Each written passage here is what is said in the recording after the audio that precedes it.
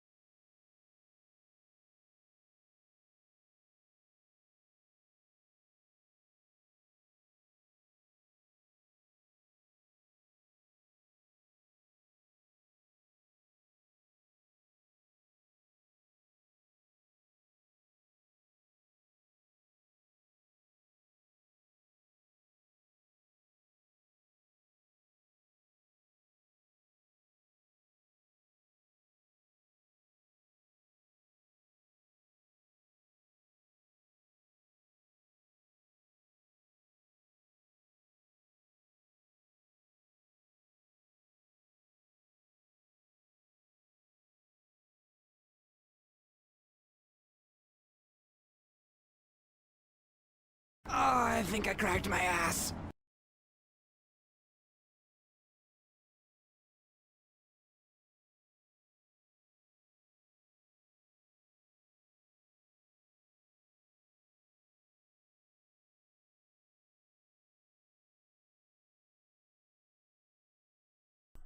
I'm not muted anymore. Hello, hi. Hi everybody, how are we doing today? Welcome, Dragon Rose, Oof Noise, Echo, Chris, hello! How are we all doing? I did not get around to watching the trailer yet. I will, I swear. I don't want to think about, well, we are playing a murder mystery game, so I still haven't recovered from last night. I was this close to playing the song that played during the final deduction yesterday at the beginning of stream, but then I decided no because I would probably just start crying again. God damn it. I knew this game would hurt my feelings, I just didn't know it would happen this soon. But yeah, how are you guys doing today? I had a pretty good day. Worked a little more on some video editing. Almost done cutting down the first draft of Rise from the Ashes, because that case is so fucking long. I'm gonna have to really shorten it, but... And I might explain what happened. I'll explain once we get into the game, in case there's anybody here that, hasn't played it or whatever, or isn't gonna stick around for it, and in case they don't get spoilers or whatever. But... gay lawyers happened. That's all I'm going to say. Gay lawyers happened.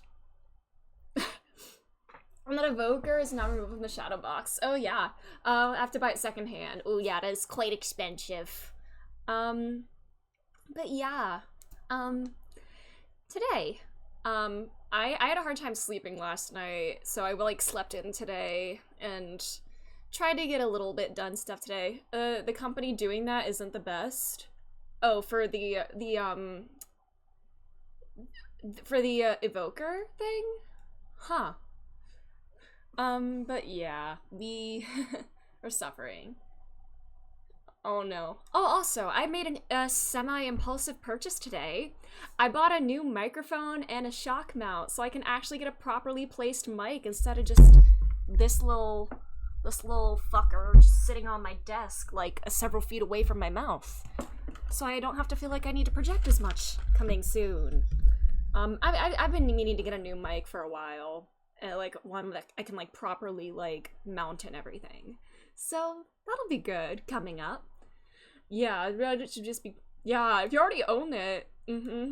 But Facebook Marketplace will be my best friend, oh boy. Physical copy is a code, it's a code in a box? Really? Oh, that's stupid.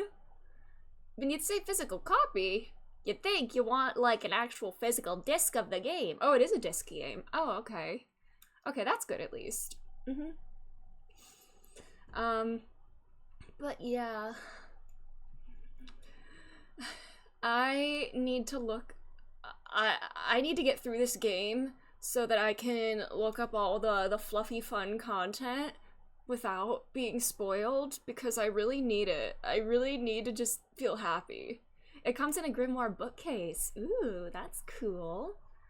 Alright. Oh, hi Mini John Cena. Mini John Cena's here. It's the game case and then they put it in the bookcase. Ah, that's cool. I'm already thinking about what to play next. I mean, not that I'm trying to rush through Great Ace Attorney, but there's so many, like, series that I have in progress and that I want to start.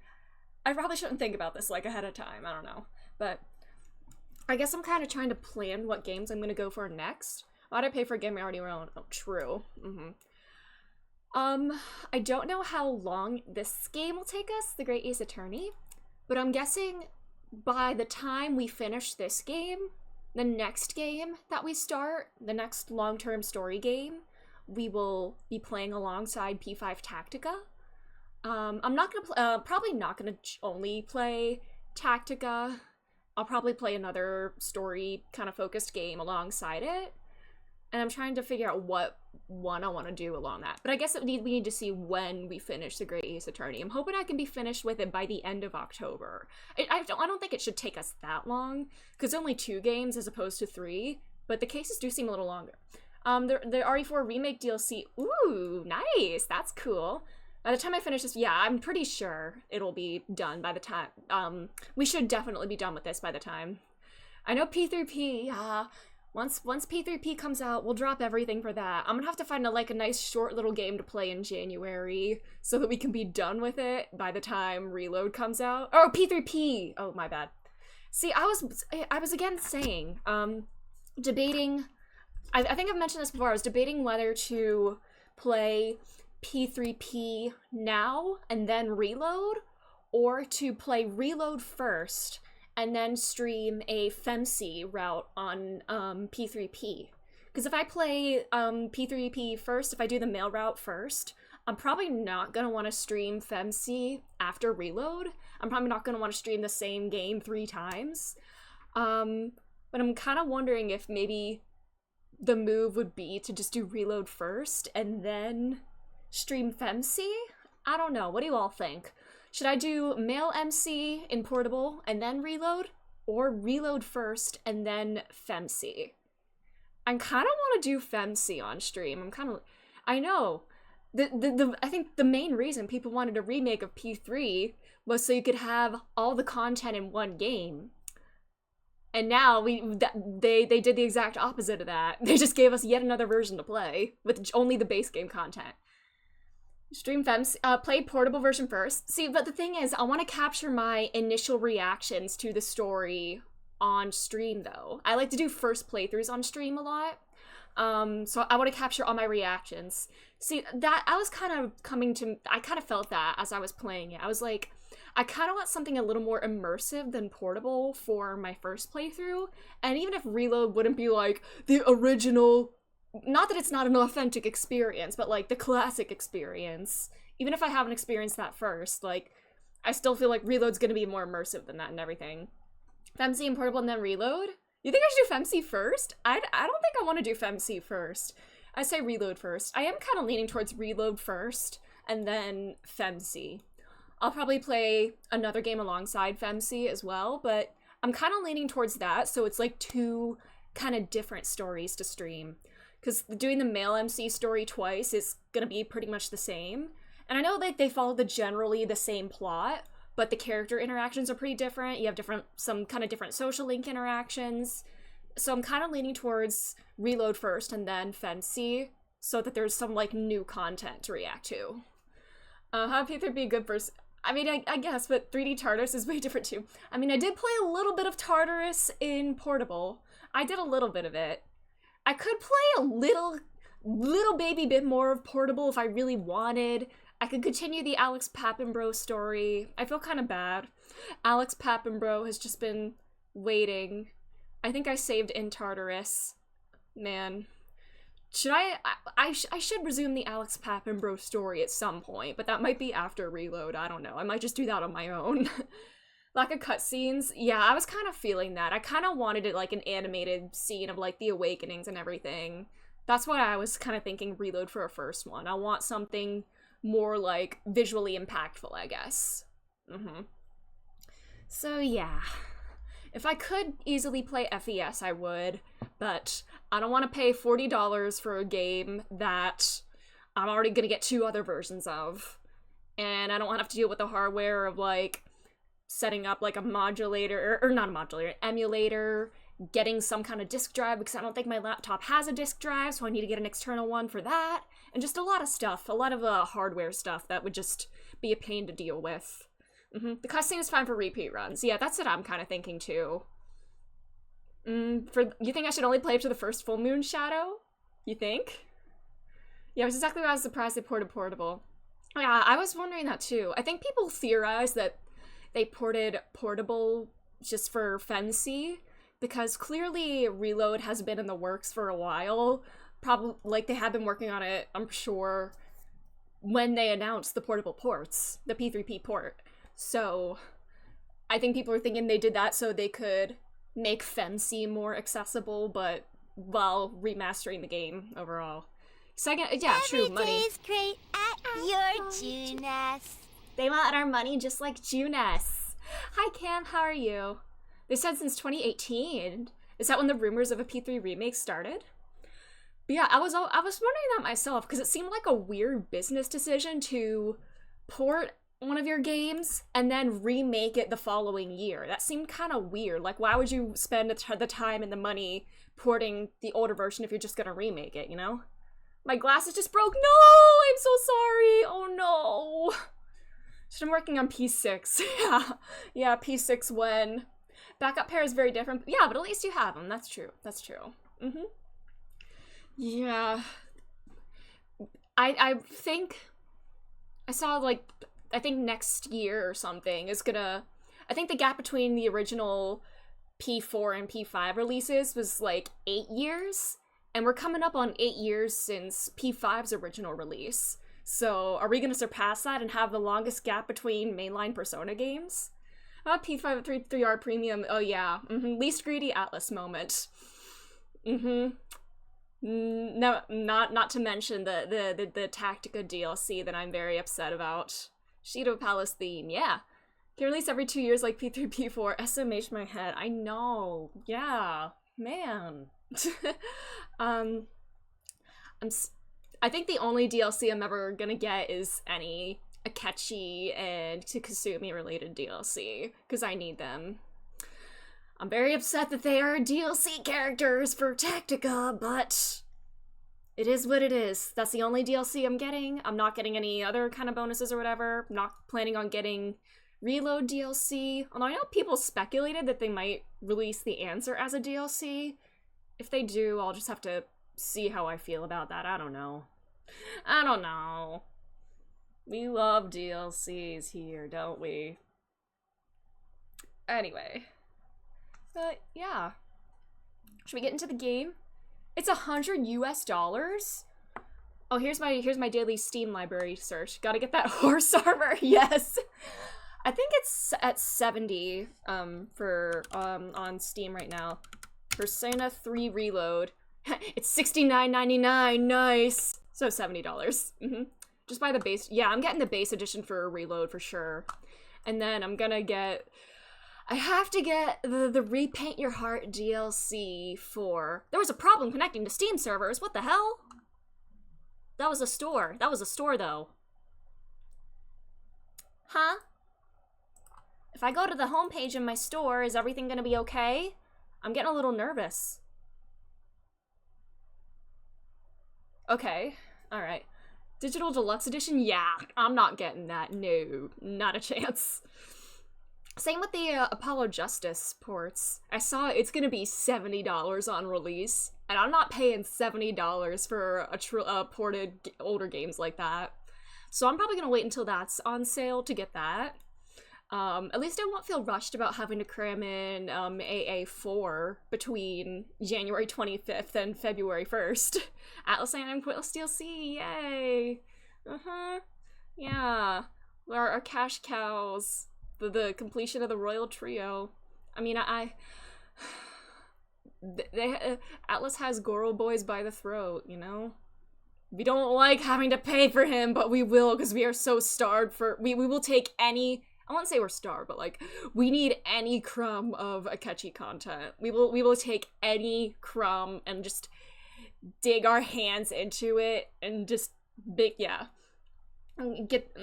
You're getting the... If you want the Digital Deluxe, go for it. Like, it's your money. If you can afford it and you want to, spend it however you want. More power to you. But I'm gonna get the base game for sure.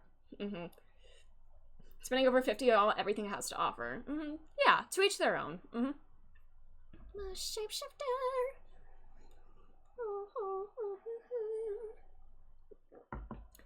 Oh boy. Let's see if my Steam library is synced, or if it's gonna have an issue with that today. We'll hop into the game. And apparently I've been told we have not seen the worst of what's to come in this game. Pain. $30 status like 5 to 10 Steam games. True. Because they go on sale a lot. Hello, Ash. How are you? I have not recovered from the end of the last case. We're about to start the next one, and yeah, I'm sad. I did not expect to get so sad at the end of that case, but I did.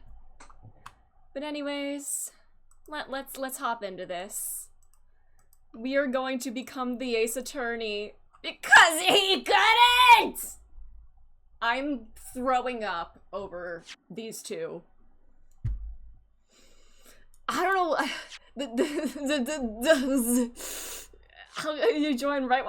You mentioned excruciating emotional pain. Yeah. Apparently that's not the worst to come, and I don't know how it can get worse from there. Unless my silly man somehow kicks it. Unless he has a little Reichenbach Falls moment. Anyways, let's continue. We're on Adventure of the Runaway Room.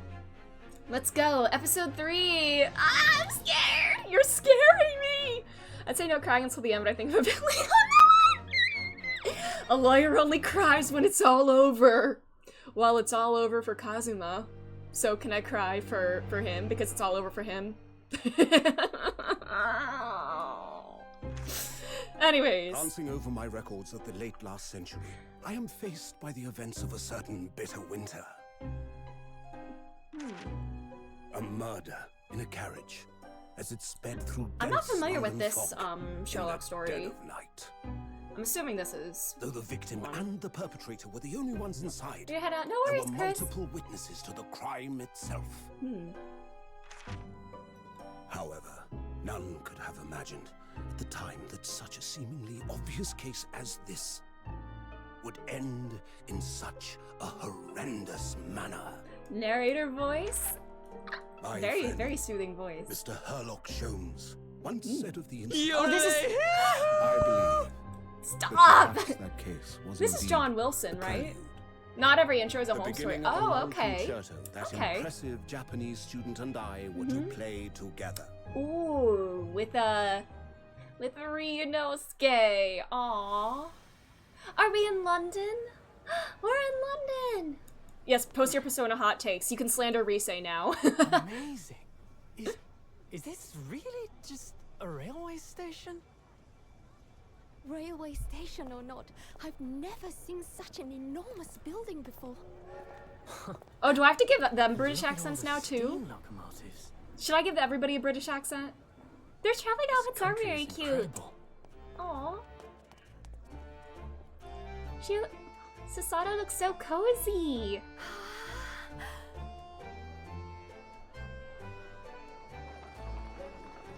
Brian's Cocoa, the best in London. I feel like I'm dreaming. So this is the capital of Great Britain. So, where to? Oh, hello. Climb aboard. Uh-oh, I'll a take you wherever carriage. you want to go. I hope there's gonna be no Moira in the case, carriage. The Supreme Court in Whitehall, if you wouldn't mind. My pleasure. I suppose you're visiting students from abroad, eh? Yes. Yes. Thought so. Well then, I hope you enjoy your stay. And welcome. I wish he was Centre of the here. A nice Great British Britain's person immersion broken. London. Oh my god. I wish he was here though. Where's Herlock? Oh my god, the pixelated birds, I love it. February 18th. That'll be fixed soon enough. My silly man is gonna show up. Or the nice British people is gonna be fixed soon. What an incredible place. It's so imposing. It's almost suffocating. This place is breathtaking. It looks like a fortress. With that and the nice British people. Hello, Bet. Yes, it's an imposter. Yes. And avoid getting into a knife fight with the local population. They're an imposter among us. There are some stone buildings like this in Japan now, of course. But they've only been built in the few short decades since we opened our borders to the outside world. An authentic example like this has quite a different impact, wouldn't you agree? A far cry from the wood and paper most of our buildings are constructed from. Steampunk time, let's go! It's certainly unfamiliar. But I think there's more to the difference that... Is this Herlock? Please tell me Herlock is in the suit of armor. I hope that he's in the suit of armor and that he just jumps out like, wah! Please let him be in the suit of armor. What is this place again? It's the Supreme Court. Or, I guess not. This is the Lord Chief Justice's office, Naruhodo-san, in the Supreme Court of Great Britain. The Lord Chief Justice. Steampunk anime time, We had instructions to report here at this time, if circumstances were different. We were supposed to let the Lord Chief Justice know that we had arrived from Japan.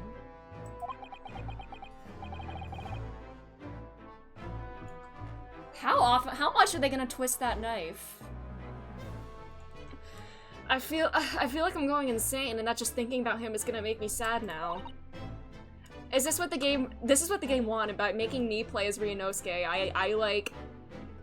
I get a little feel of like some of his actual grief and everything, you know? So instead, we are here in a different capacity, as envoys to report the news of Kazuma-sama's death. Yes. It gets worse! Hi, Vice. How are you doing? And having delivered his or her message, an envoy's duty is done. So, we'd have to return to Japan. If you want to remain here in Great Britain, I have to take Kazuma's place as the law student selected for the study tour. I'm going to be the ace attorney that he couldn't be. It's like therapy, but instead of crying as you work through your problems, you just cry. Yep. It's catharsis, experiencing emotions vicariously. I was finally told someone by saying the words "nothing there" in more and more ominous tones. Uh-oh. yes, which means you need the requisite qualifications as a lawyer. Which is what I've been studying for. Here in Great Britain, it is the Lord Chief Justice who appoints lawyers. So that's the second reason why we're here, to have you officially recognized as a lawyer. It's the only way that we'll be able to remain here in London. Alright. Hope I'm up to scratch. You did the law school speed run. You can do it. Good morning. Sorry for keeping you.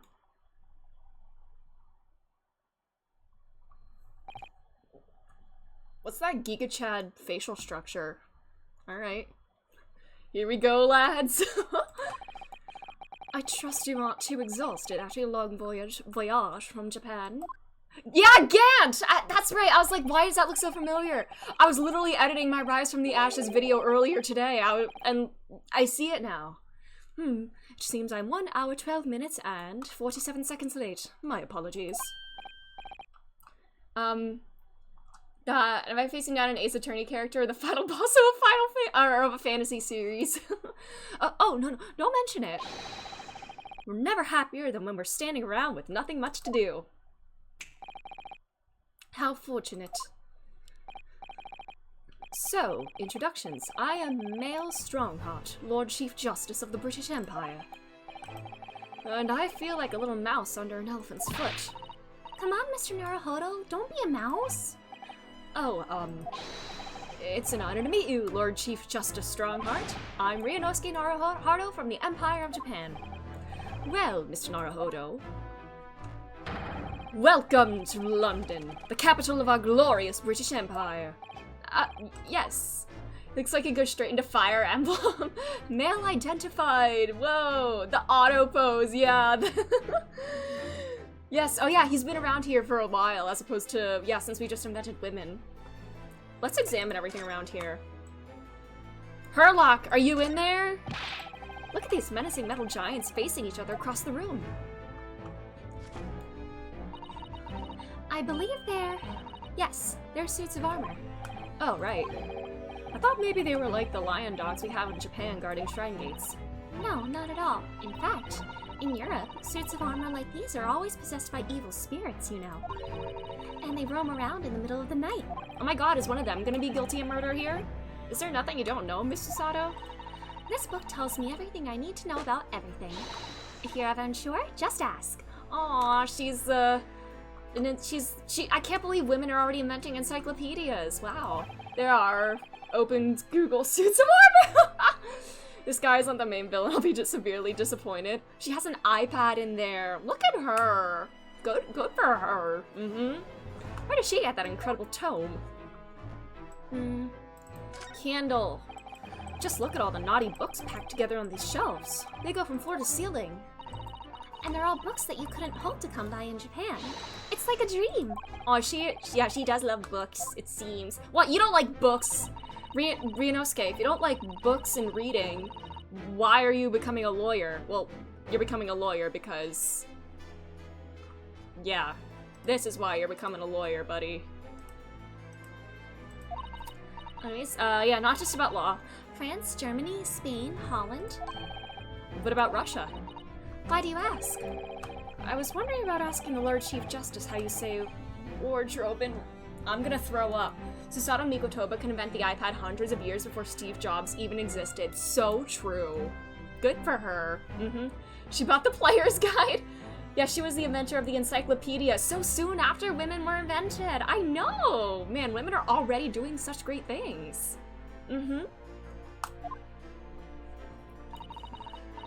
I think perhaps it's a thought best abandoned. Feminism, yeah! Let's go! Are we inside like a clock tower or something? Is this some kind of clock? Actually, I think we might be inside some sort of giant clock. But those gears are larger than anything you'd find on a steam locomotive even. It's eerie. Do you think clocks are some sort of hobby of his? The Lord Chief Justice, I mean. Well, boys do enjoy fiddling around with machines, don't they? I'm not sure you could fiddle with cogs that size, and I'm certain you couldn't call him a boy. Still, it's amazing how little noise the cogs make, considering how large they are. I feel like you noticed the clock before entering the building. True. Otto will haunt me forever. Oh no. Is Otto your version of Goro Akechi? Because he's haunting me forever. This must be the Lord Chief Justice's desk. I believe it's made of marble. Looks more like an over-the-top tombstone that's toppled over to me. I think that's your fanciful imagination at work again, Mr. Naruhodo. Feels like everything that's normally made of wood and paper at home is made of bricks and stone here. Yeah, he really is obsessed with those gear-like structures. Otto is indeed my Akechi. I feel your pain. I know. That's why this place feels so overbearing, I'm sure. To fiddle with those cogs. Let's do a little fiddling with the machinery. Anyways.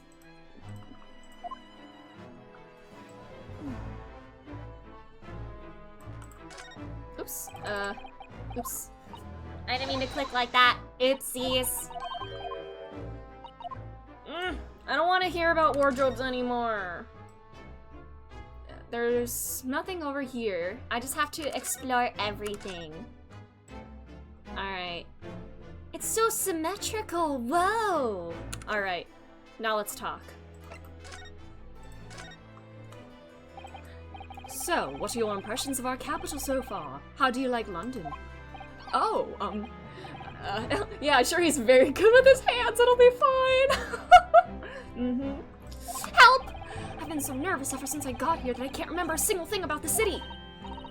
It's simply splendid, isn't it, Mr. Naruhodo? Yeah. How did you become so good with your hands? Oh? We had a wonderful view of some of London's streets from the carriage on the way here from the station. Everything is so impressive and grand. I must say, I'm almost lost for words. Oh, she's bullshitting, isn't she? I'm glad to hear you like it. The city boasts tramways, piped water and gas, even cable supplying electricity. He's definitely, yeah, he's an ace attorney, yeah! You spearhead every revolutionary new technology in the world. Every visitor to London is astounded. Yes, because you invented everything. Don't worry, don't worry, Mr. Naruhodo. I know all the scripts. I can pass through any social situation ever. She's just like me. Yes, that's Spanish. Strongheart reminds me of Handsome Jack. I don't know what he looks like. I've never played Borderlands either. Oh yes, astounded is the word. Thanks for saving me there, Susato-san. And everyone seems so jolly and full of vigor. Yes, there's much excitement about the upcoming Great Exhibition we will be hosting here in London. Great Exhibition? Oh, he's similar looking? Oh, cool. Cultural and technological advancements from around the globe are to be exhibited here in our great city. It'll be the greatest spectacle of its kind in history, and it will make Paris's World Fair look like a toy shop. Gosh, I can hardly imagine how magnificent it's going to be. Great Britain's capital city is nothing but magnificent. London is the center of the modern world. Even if you do say so yourself. Sun will never set on our great empire. Perhaps it is fate that in these progressive times we welcome visitors from the land of the rising sun. He did the pose again. Lord Chief Justice, I think you were expecting a student of law for the study tour, weren't you? Absolutely. Mr. Kazuma Asogi, if my memory serves. You know what, this is reminding- yeah, behold our empire, yeah, this guy is so trustworthy. I love when someone praises an empire like that. It's such a good omen of things to come, you know? I feel like every time I hear his name, I'm gonna, like, die a little bit inside. The wound is still fresh, but I'll get over it. That's right. The British government has already been telegraphed a full report on the situation. I understand the young man lost his life aboard the steamship bound for our shores. That's amazing. The news reached him before we even arrived. Strongheart apocalypse. My country naturally extends its deepest condolences to yours. Oh, thank you. And you honored this appointment specifically to inform me of the news? yes. Yeah. We are here in the capacity of envoys from Japan to report the sad news in person. They tell me you Japan- Oh, that's- I need to give him the- since he looks like Gant, I should give him the uwu girl voice. They tell me you Japanese are a people of protocol and courtesy, and I see that's true. I should do British uwu. And it is with some regret that I must inform you that the death of the young lawyer means this study tour arrangement can no longer proceed. It's so difficult doing that voice and the accent. If you would just hear us out, Lord Strongheart. Yeah, what a good impression. What a voice for Mr. Maelstrom. You know what, maybe I should just do it. What do you have to say? What do you have to say, madam? It's about the study tour. Mr. Naruhodo here would like to make a proposal. Would he now? Well, Mr. Naruhodo. This is it then. A moment of truth. Not the ooh. Let me become the Ace Attorney. I'm going to- yes, I'm proposing. Oh my god. The thing is, Lord Justice, Lord Strongheart. great at your Juness. Oh my god, he can sing the Juness song. I was wondering if perhaps you would consider allowing the study tour to go ahead? Don't misunderstand me. Britain would ideally like to see the tour go ahead, but without a lawyer from your country, there's nothing to be done. Well, in that case, what if there was someone else? Another lawyer from Japan, I mean. Is there something I don't know? Only a single lawyer was invited to Great Britain from your country, and that was Mr. Asogi. At least, that is what I've been led to understand. Well, the thing is, this isn't going real at all. I just can't seem to find the right words to say to this man. Susato, help me out! Mr. Naruhodo! I could ruin things here if I'm not careful. What am I gonna say? Oh god, do I actually need to... I assure you, the lawyer was not single. Well, maybe now he is.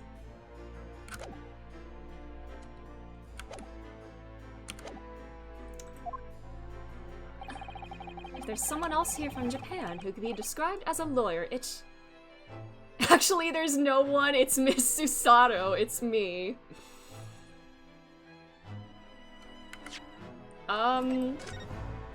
Should I be silly? If I pick the wrong answer, is it gonna actually... Should I be silly?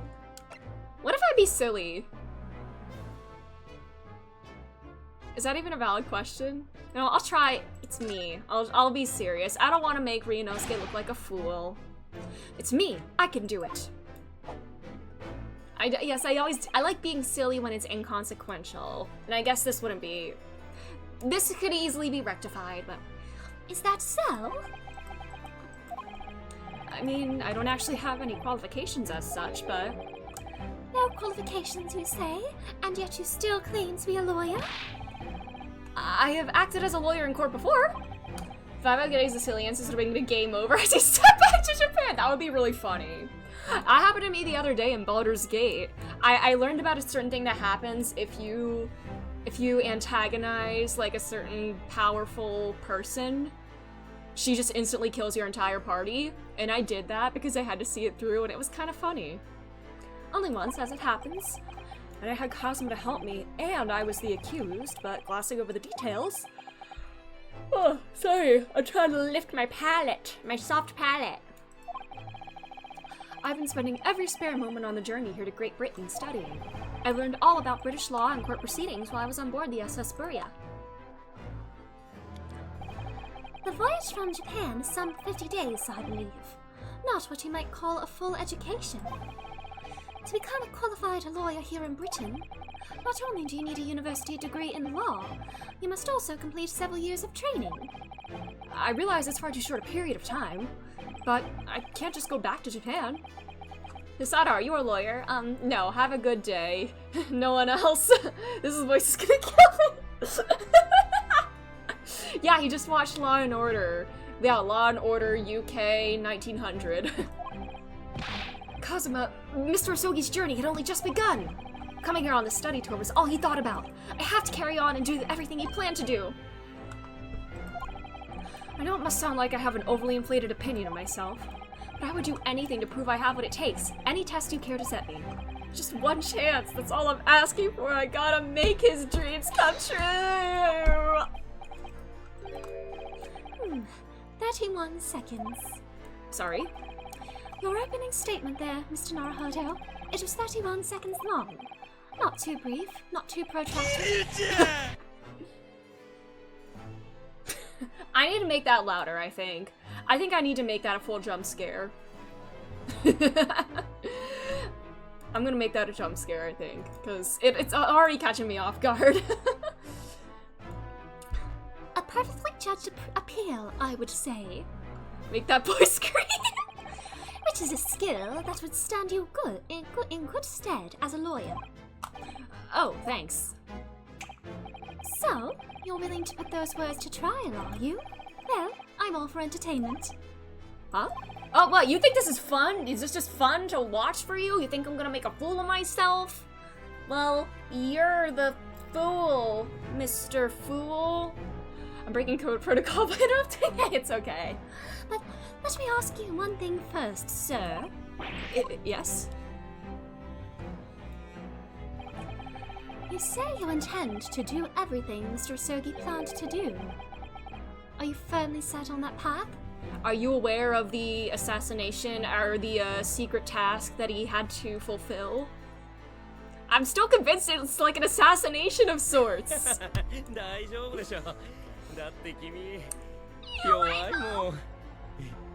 I'm worried that he actually had to, like, I don't know. Well, yes, that's my intention. I see. Imagine imagining things, or did his expression just alter a fraction there all of a sudden? I guess this is something that really needs to be done then. Very well. You have your wish. I'll give you a chance. A test to become a specially certified lawyer. Whether you pass or fail is entirely down to you. Really? I beg to differ. I beg proper reparations for a breach of etiquette. Oh no. Alright. Give me the pencil and the paper. I'm doing this. So, what form will the test take exactly? Tell me, Mr. Naruhodo, what do you consider the role of a lawyer to be? Well, defending people, of course. Well said. So, let's have you defend someone. Damn brat! I'll sue! Yes, we gotta find a damn brat to sue for this test, and then we're gonna defend the damn brat! Whoa! First on the list, I'm out of milk. Stop by the store, yeah, I gotta run all his errands for him.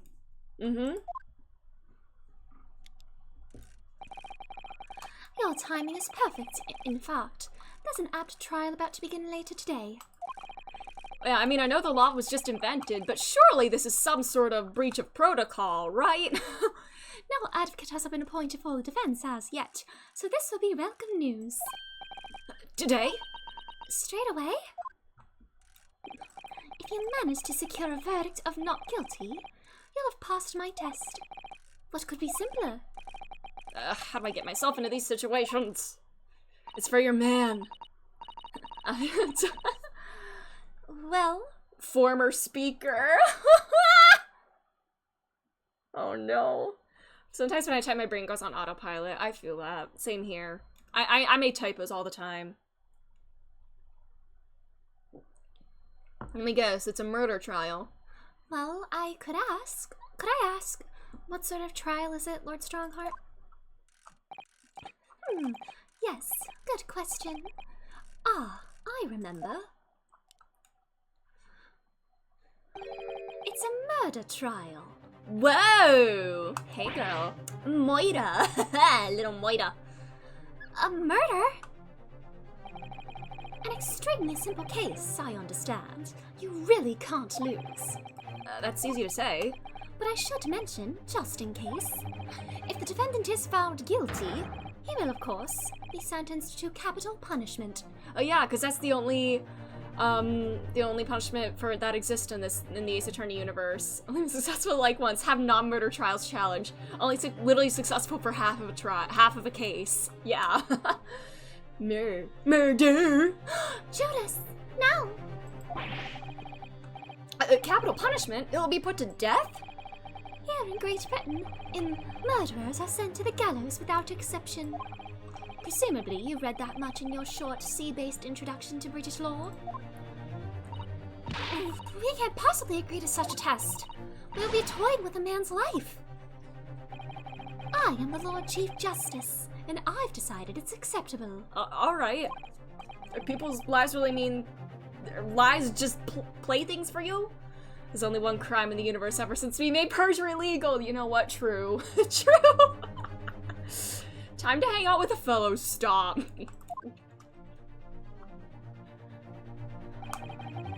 There's no need to overcomplicate this. All you have to do is ensure you don't lose.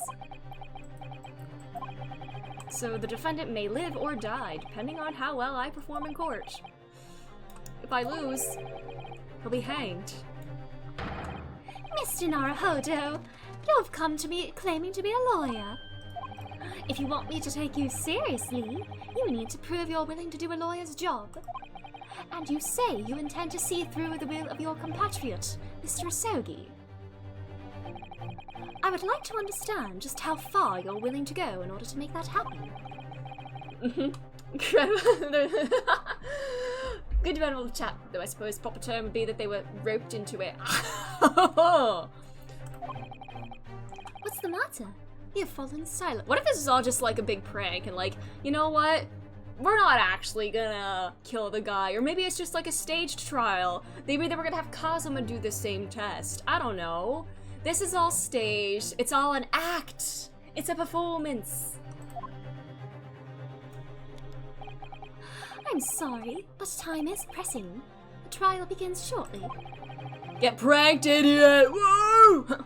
I need an answer from you now. What's it to be? I'll do it. What do I say? Do I agree to this absurd test? I'll do it! Alright then. If I have to give you a decision now, my answer is... Oh, I can't do it. 15 seconds. Your decision-making needs work if you want to be a lawyer. That was too slow.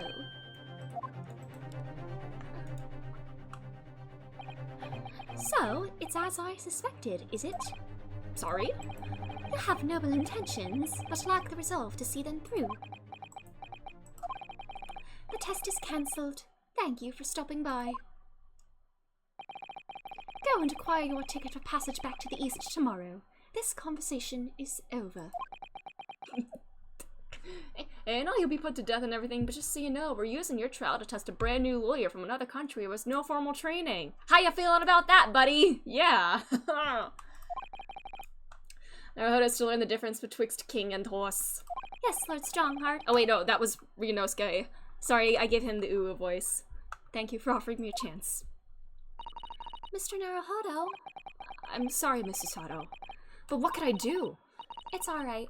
I understand. You do? It's not an easy decision to choose whether to defend a man in these circumstances. My resolve has absolutely nothing to do with it. The horsey moves in L shapes. Yes, first rule. What are you trying to say, madam?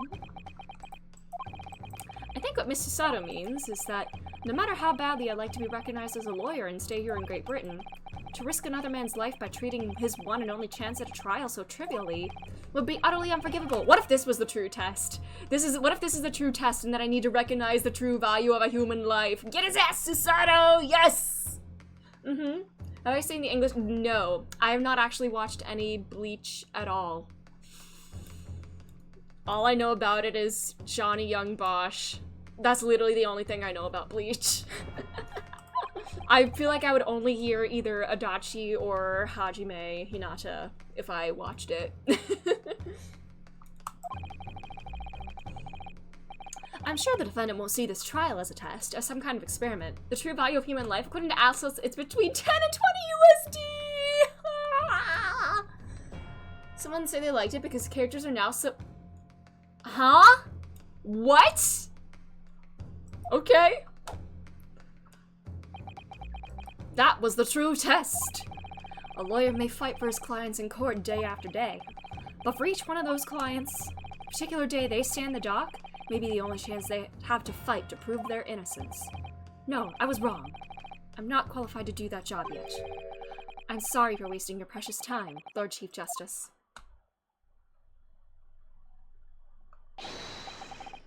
Wait, Mr. Naruhodo. Oh, was there something else? It's approximately 20 minutes by carriage to the Old Bailey from here. If you leave immediately, you should still be there in time. But I just said that— I was quite serious in what I told you. The defendant in this case has literally no one to advocate for him. What? At this point, he can't hope to find someone to represent him. The trial will begin without defense. And if that happens, there's only one possible outcome. He will receive the most severe sentence the judge can pass down. But that's awful. That is the truth. Why does it have to be like this? Please don't expect an answer to every question. The cold, hard truth of the matter is that there is only one person now with a chance to save this man from a very miserable end. He dies either way, buddy. Literally, yeah. You know what? He has nothing to lose. And that is you. Least corrupt justice system. So true. You're his only hope. So, what do you say now, madam? Me? What do you mean, Lord Strongheart? You said it wasn't an easy decision to choose whether to defend a man's life. Ah, my god, voice. Arnold Lynn, welcome. How are you doing? How's it going? You and Jason's welcome. How are you? He has his dignity. That one didn't scare me. I should make that a jump scare. You said it wasn't an easy decision to choose whether to defend a man in these circumstances, and I agree. But in my estimation, it is purely and simply a matter of resolve. Oh. Our time is up here.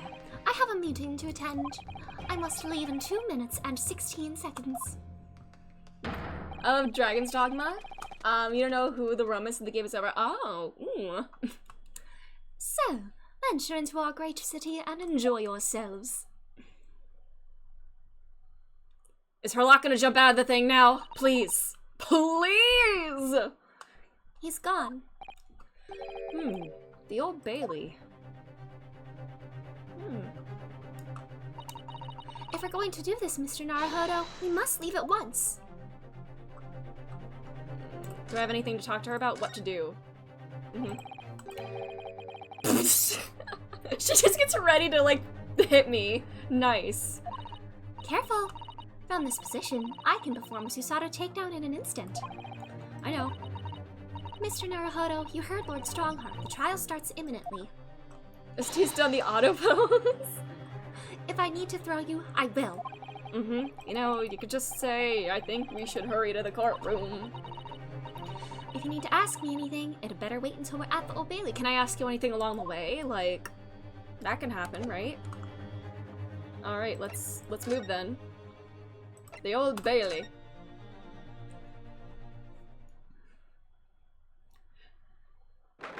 Is Herlock one of these guys in disguise?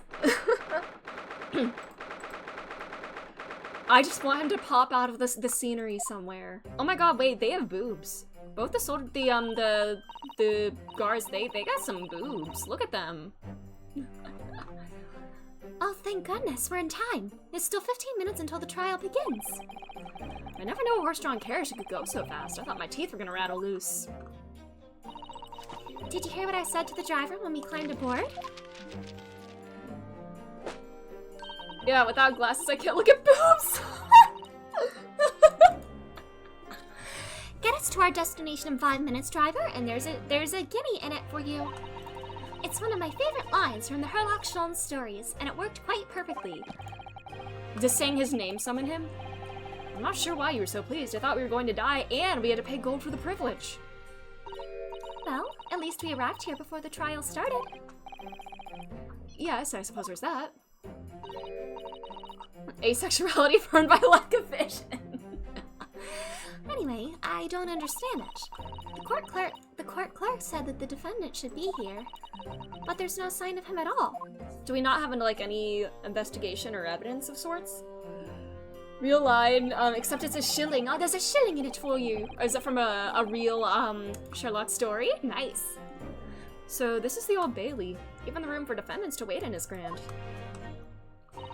Are you alright, Mr. Naruhodo? I'm feeling tense, that's all.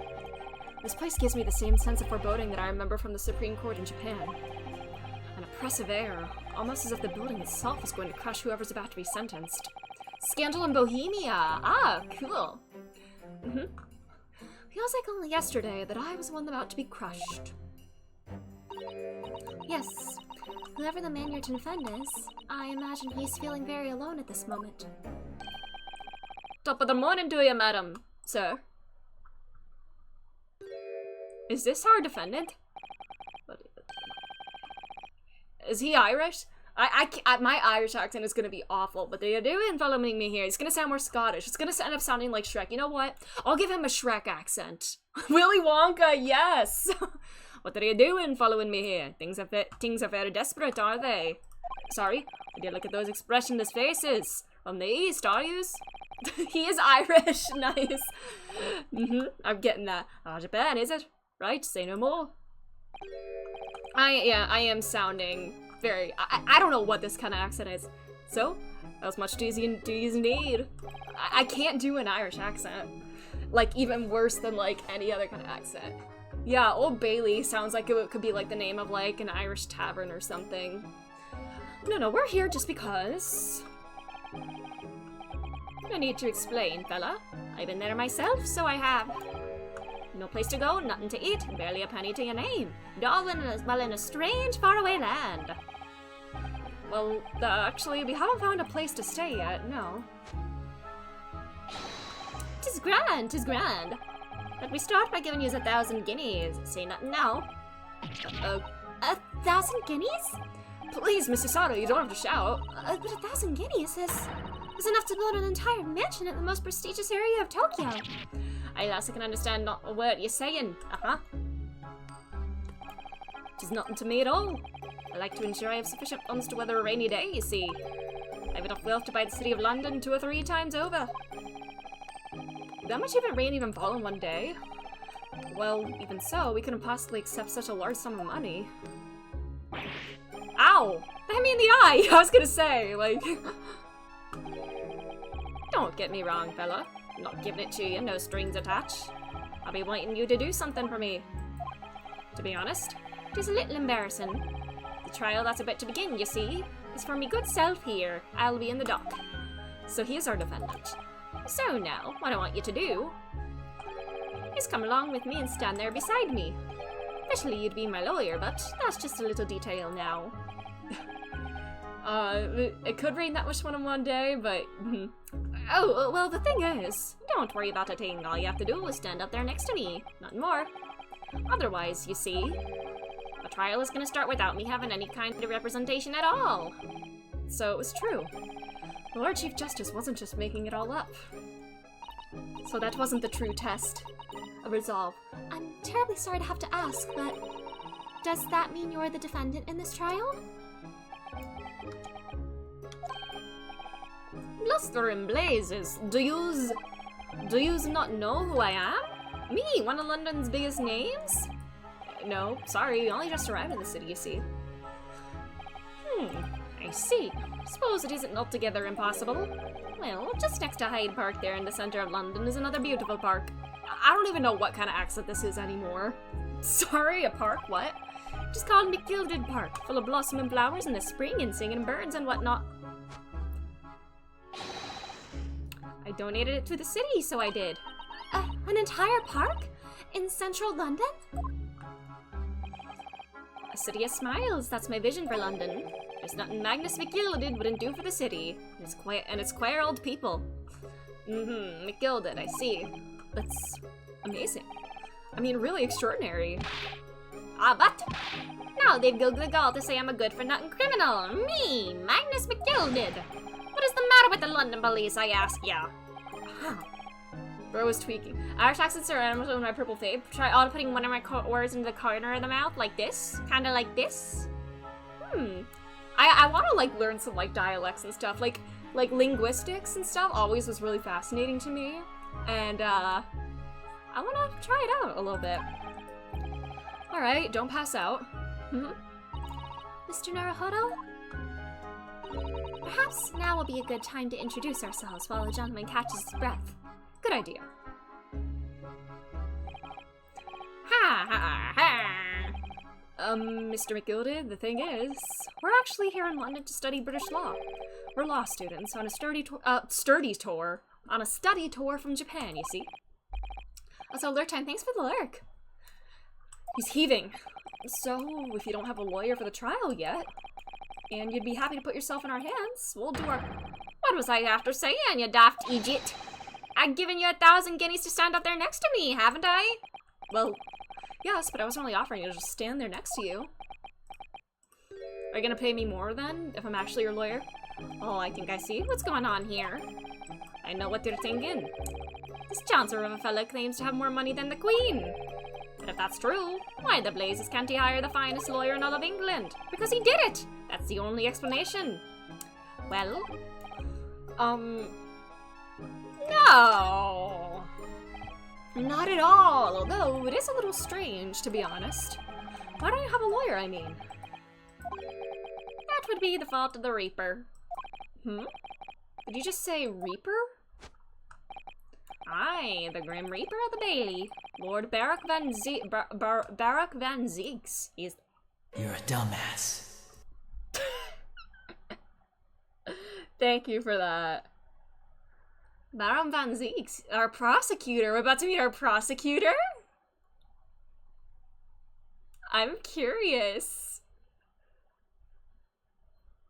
Is he a bitch boy? Because if he's like the Edgeworth? Barak, so it is Barak. Barak, okay. The prosecutor is the Grim Reaper? When Van Ziek stands for the prosecution, they call the accused his sacrificial lambs. And to this day, in every single trial in which he's been the prosecutor, the accused has been damned. So it's reached the desperate situation. Well, Bear Rock. Okay, Bear Rock. Alright.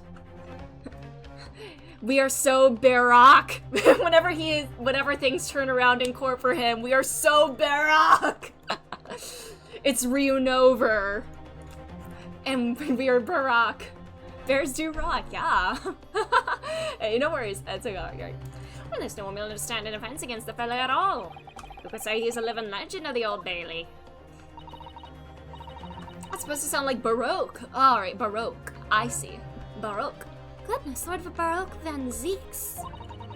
You must be an exceptionally talented prosecutor then. I was listening while staring to eat some chocolate and suddenly heard that random Persona voice line. Talented isn't one of the word you're looking for, madam. It's cursed. Cursed? What on earth? The defendant is summoned and is cancelled. Completely lost what his name means. Please make your way into the courtroom. The trial is about to begin. Is cancelled. That will be me. My power is to curse deaths with persona quotes crossing over into the it's crossing into the real world, yeah. Oh, it's time. Well then, fella, don't let me down. But I don't know anything about the case. You haven't told me what happened. Until you showed your face here. I'd made up me mind, so I had. Sorry? I decided I'd have to defend myself in there. How would that have worked? I mean, you kind of defended yourself before, although you had Kazuma with you. But then you made an appearance, a student of the law, wouldn't you know? 'Tis no accident, I can assure you of that. 'Tis fate. So don't get cold feet now, please. Your Honor, I have no fucking clue what happened. That's the move. I literally know nothing about the case or about this man who stands accused. I don't have nothing in the court record. Goodbye.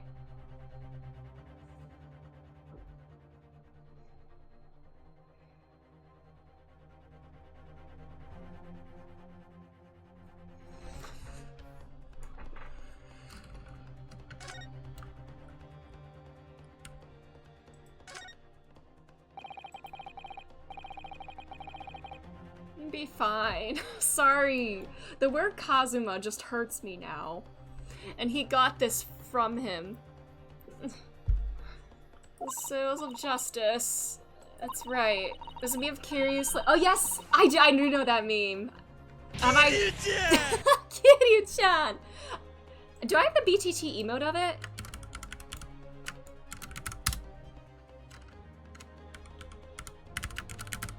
I forget what it is, but is my BTTV command working now? I will turn.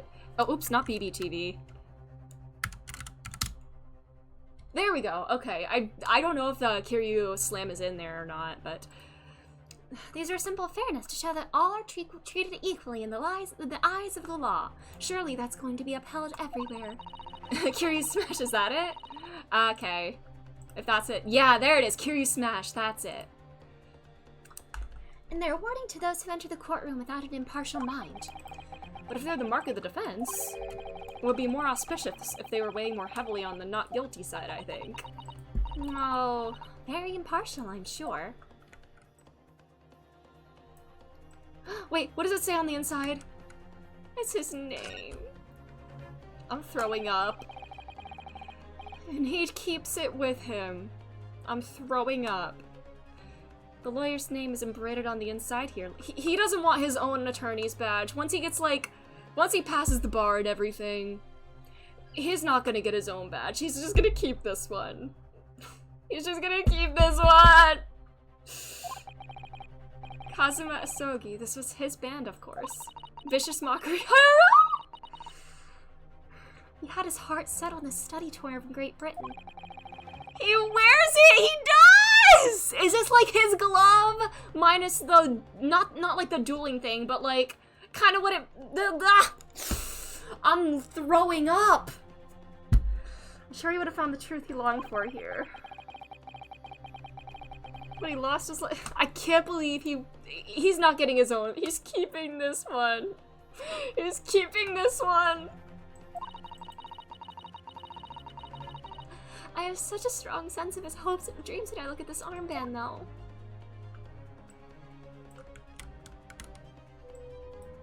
I can't believe this. He literally is just wearing his. I'm gonna throw up.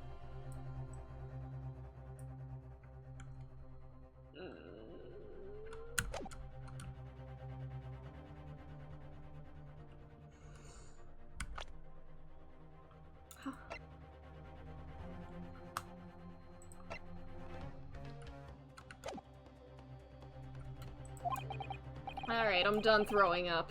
In fact, the only thing I do know is that I can't just turn my back on him.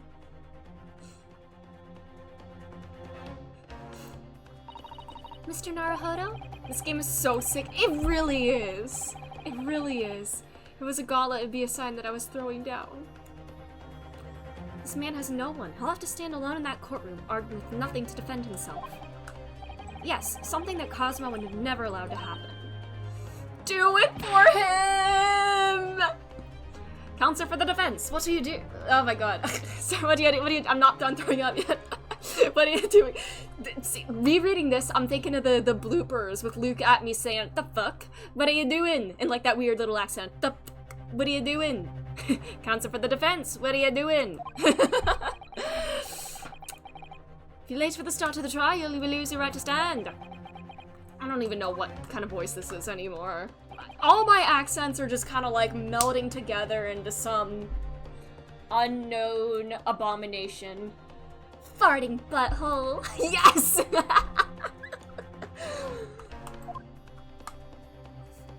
Man, if Brett called Ryunosuke a farting butthole, I would have lost it. It's happening then.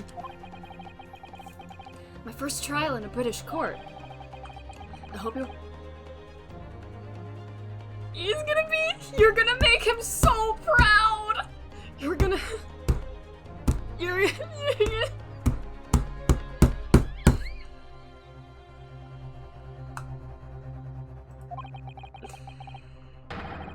So I don't know what I'm doing! I don't know what I'm doing! Watch over me because I'm clueless without you!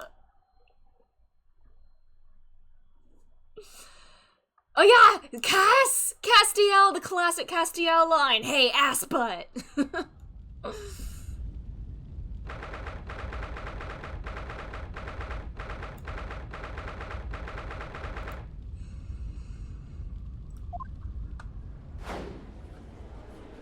Oh, that is a fancy group of people.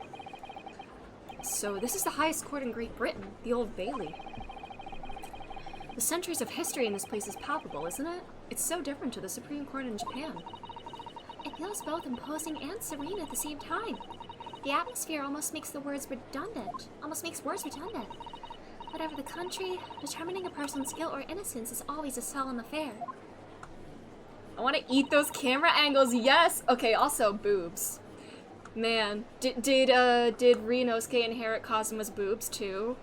Because they're looking a little bit bigger. It might just be that he doesn't have the gamer posture at the moment, but I'm sure he'll get it back at some point. May I say something, Mr. Naruhodo? Oh, yes, what? He's got not just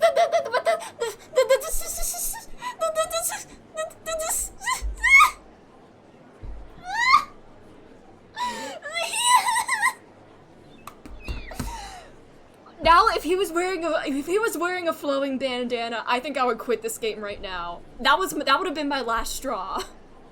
He's not the hip. Does the judge want a bitter batter? Yeah, he still looks constipated, but I'm throwing up. What? Guess this I did.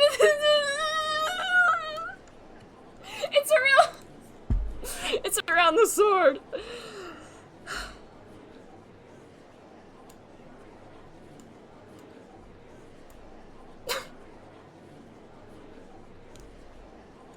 I can't do this.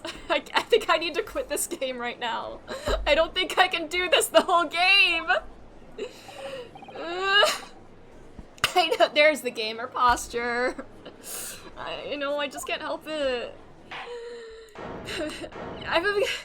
Oh my god, is he an actual vampire? Oh my god, is that Santa Claus? Oh my god, Santa's here! Can you bring me back Kazuma for Christmas? I'm having a mental breakdown over a guy that tripped over a cat. Yeah, Ryuji always did love holding his sword by his hip. He's gonna see if I've been naughty or... Yes, that instead of doing guilty or not guilty, he does naughty and nice verdicts. So my defendant needs to be declared nice today. In the name of Her Majesty the Queen, I hereby declare this court to be in session. This is a vampire anime. We got Willy Wonka, Santa Claus, Count Dracula, and then just Ryunosuke. We are here today to determine I can't speak. We are here today to determine the guilt or innocence of Mr. Magnus. I think I'm just gonna keep the same judge voice, regardless of the accent. What are the super? Yeah, what is this? A crossover episode? We're here today to determine the guilt or innocence of Mr. Magnus McGilded. I now call upon the counsel for the prosecution and defense to declare their willingness to proceed. The prosecution is fully prepared. What the fuck is he doing? Kylan, I think you'll love this design. I mean, he's kind of already, I already kind of love. He's fully leaning into the vampire look. Yes, Willy Wonka, Santa Claus, Dracula, and Auto Apocalypse starring in the new Ace Attorney game. I hope he does like the dramatic flourish with the cape whenever he points. That must be the Reaper of the Bailey. He really does look fully prepared to dispatch his next poor victim to the underworld. Was he gonna suck him dry first? And I mean of blood? Yeah, that's what I meant. I was thinking of Astarion for a minute. Man, if Kyle was here. Counsel for the defense, you appear to be Eastern. Do you speak English? I was blood! That's what I was thinking! Oh, yes, of course, sorry. Yeah! But he asked if the defense was ready, and I lied. Oh my god, did he commit perjury? Oh my god, baby's first perjury! Yay! But that has to be punished. Like, perjury is a crime in this game, at least. Ooh! Those eyes pierce me. Nipponese. I know how many people want to suck this guy dry. Oh, that's our edgy boy. They shroud your fear, your doubt, your trepidation. This is probably gonna sound only slightly different from the bad Russian accent, the bad German accent. Got back from AFK and I thought I heard something about surgery. Yeah, it's Count Edzard, but Wallachia. They run wild, clinging into some phantom notion of courage. The quintessential look of a sacrificial lamb. Oh, a cold shiver just ran down my spine, all the way to the tips of my toes. We found him! Nice ass Van Scott! Oh, Van Cheeks! Stop! Now, Mr. McGilded. Yes, my lord? You stand accused of murder, a capital offense. You could be sent to the gallows if found guilty. Are you quite sure you wish to entrust your defense to this foreigner? As I've always said, my lord, it is a grand thing to give opportunities to the young. Even if the fellow is a student from some little island off in the Far East. Is it not the British way to ignore the dangers to yourself and give those to the less fortunate a fair chance? I don't even know what kind of voice that was. I like to think that acts of chivalry do the gritty. I can't. God, I'm going between so many accents. This is a good voice acting challenge, even if the accents are god awful. Yeah, not the progenitor Cal Edgeworth. Stop. It's not the British way to be white saviors. You know what? True. Listen to Mr. McGilded. What a fine gentleman London has in him. Do you hear that he donated £5,000 to the government the other day? Mother, please maybe go and play in the McGilded Park. Seems as though everyone in the public gallery is firmly behind Mr. McGilded. That's definitely welcome news, and he certainly has a way with words. I am surprised he couldn't convince anyone to defend him. Eloquently put, Mr. McGilded, and most laudable sentiments. Now, ladies and gentlemen of a jury, I'm sure I need hardly remind you that you 6 members of the public have been selected for your impartiality. Are you ready to proceed? Oh my god, we actually get a jury. Oh, also, Thursday night is when I find out if I'm needed for jury duty next week. So, I'm hoping I won't be. Oh. Bro, what are you doing there? This is kind of concerning. Doing that in a courtroom. Yes, my lord. The task to send rotters to the gallows where they belong? I'm more than ready. This is just like the great- I'll be like, this is just like the great Ace Attorney. Oh my god. Really, I'm not even talking about Mr. Van Cheeks! Firmly grasp it! At the manor, his lordship always says we should dispose of rubbish promptly. Naturally, I agree. Ha! Any criminals here will soon be wishing they never set eyes on me. She just like, oh, is that the stenographer? Oh, drinking in the courtroom. Or like, maybe she's a juror. I feel a chill. Oh, don't mind me, my dears. I'll just be getting on with my knitting.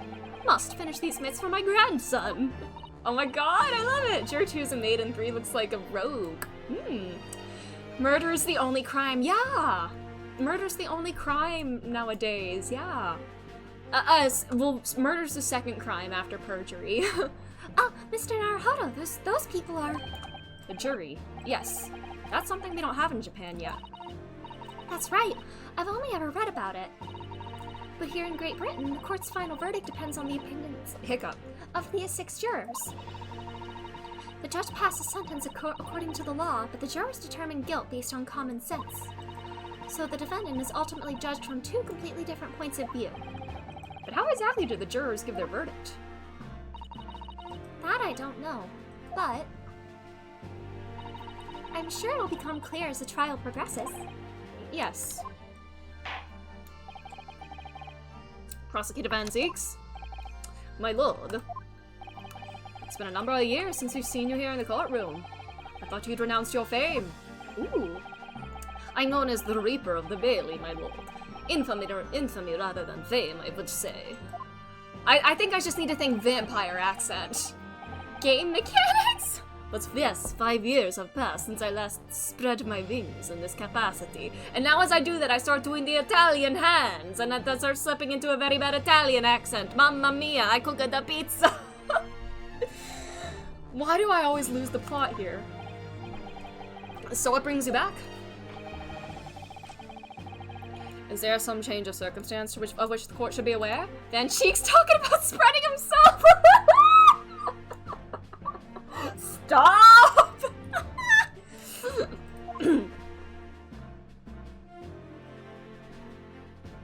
Look at him with a little flourish. I leave that to your imagination, my lord.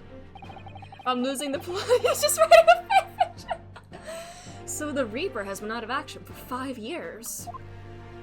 Why did he have to choose today of all days to make a comeback? Don't lose heart, Mr. Naruhodo. As you wish, sir. The court nevertheless welcomes your return. Best thing that he did in the game was give most characters bowings. So true! I kind of love him already. I can't wait to see just how bitchy he can be. I've had You've had what? Oh my god! Oh my god, Cam! Oh my god. I don't know how I could deal with that if that happened to me. All that opening statements, I think. A summary of the case, if you please. Certainly, my lord. As your lordship is aware, this is a case of overwhelming simplicity, and now I'm starting to sound French. I don't even know what this accent is anymore. You're the only ones in here who aren't aware. The incident took place in the late evening, 3 days past. The hour was some minutes after 10. The victim was a maker of building bricks, known in the community as Thrice-Fired Mason. Aw, he looks very sad. I'm gonna... Oopsies. Ah! No, I didn't mean to click away! I wanted to show his face. It should be in the court record, right? Thrice-fired. He's a very accomplished craftsman. The bricks he fired were said to be almost indestructible. Yeah, my camera covered his face. Aww. Hey, sad old man. Look at his sad puppy dog eyes. Aww. Serious question. First progenitor of the dead or dead apostle. I mean, I haven't watched Owari no Seraph in years, and I don't know about Dead Apostle. I believe that's yeah. It's been years. I don't know. I mean, the most recent vampire media I've consumed has been Baldur's Gate 3. So, that's my little rar guy. My slutty little rar, man. Rar. Yeah, there we go, case in point. The victim's corpse was discovered in an omnibus in service on the streets of London at the time. A dagger that had been thrust into the victim's abdomen is believed to be the ultimate cause of death. Aww. Speaking of vampire media... Oh, Castlevania Nocturne! Ooh, yeah! Is that a game? I mean to watch the show. I've been meaning to watch the show, but I've also never played a Castlevania game, but it looks really good. I'd like to play them at some point. Oh, they're from Fate. I need to, I know. Here's, oh my god, it's an autopsy report! Oh my god! Autopsy! Here I am. Are you gonna update this report as your first act of bitchiness? Here is the autopsy report from the investigating medical officer at Scotland Yard. Thank you, Counsel. I shall accept that and the photograph as evidence. Cause of death is internal hemorrhage as a result of a single stab wound to the abdomen. Okay, everyone watch Castlevania. We still haven't learned about updating. Updating what? What should I be updating? Oh yeah, the updating the autopsy report. You're right. We haven't invented updating yet. Actually, objection, dumbass. Haven't you heard? You asshole. Man, that's a classic meme. Yeah. Photo, the knife is clearly visible, but his face is partly obscured by an old crooked hat. And one further item of evidence. The prosecution wishes to submit these as well. Gloves. Gloves. My camera's covering all this, but it's gloves. Everything reminds me of him. Good lord! Is that blood, Counsel? Yes, my lord. Seized by a policeman who arrived at the scene. These gore-soaked gloves. Oh my god, what a drama. These gore-soaked gloves were taken from the hands of the accused when he was arrested. What? Mr. McGilden's gloves had blood on them? Uh-oh. But he was, how, does he normally wear gloves with those rings on? You'd think he'd want to show those off. Yes, I'll accept these as evidence as well. The defendant's leather gloves have been entered into the court record. Okay. I wanna just examine everything. Between, 10 and 11, stabbed once in the abdomen. Alright. Okay. And so his face is partially obscured. Face is partially obscured, it said. And a knife in the abdomen. Okay. And then the gloves. These look like leather, riding gloves or something. Look at this photograph! He's just dramatic like that. Hello, Faye Price. Welcome. How are you doing? We're looking at that, but you would typically wear rings over gloves. Ah, okay. Interesting. He truly is Edgeworth, but vampire. This is definitely blood, isn't it? Not the most pleasant sight to be confronted with on our first day in London. Well, nothing will come of grumbling now. No. By the way, is Mr. McGilded right-handed? Yes, I believe so. He was toying with a coin in his right hand a little earlier. Outer rings over gloves as well. You know what? That's kind of cool. Yeah. Exposed hands, and I know, so scandalous. Ooh. Pity. If only he'd been left-handed. Everything reminds me of him. I'm just getting hit with a little double whammy here between the gloves and the left-handedness. I think blood on either glove would be fairly incriminating, really. Joel just decided to check out— My god, Kiryu! Or Majima! Just decided checking the stream before I sleep? Well, thank you for stopping by. Gonna make it more sinister, oh yeah, because that's the evil hand! Is that the only point of interest on them? Just the blood? I guess so. Alright. Had to write. Yeah, it is Kazuma. I know. I know. Alright, that's his first name. Ah, okay. But yeah, Kazuma, it's his first name. Kazuma Kiryu.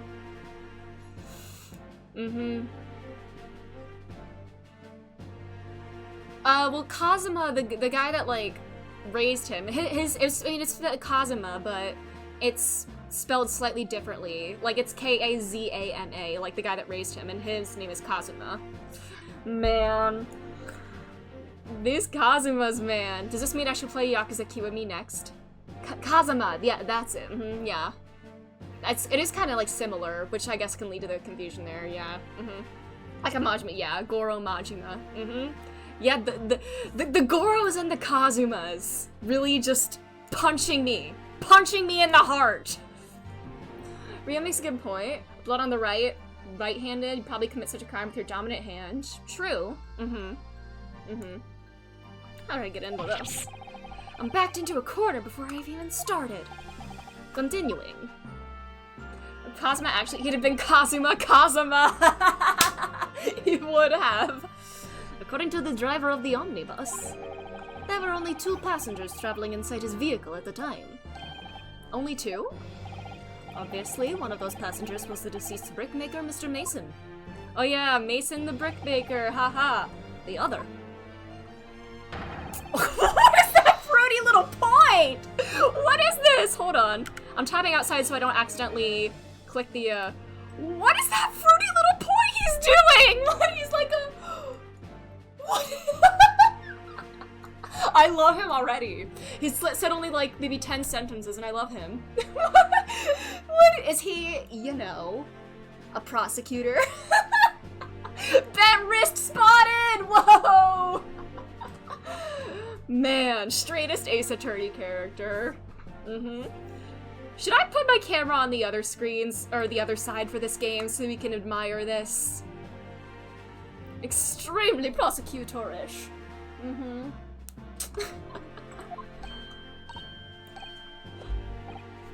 Probably, okay, I'll leave my camera there for the time being, I suppose.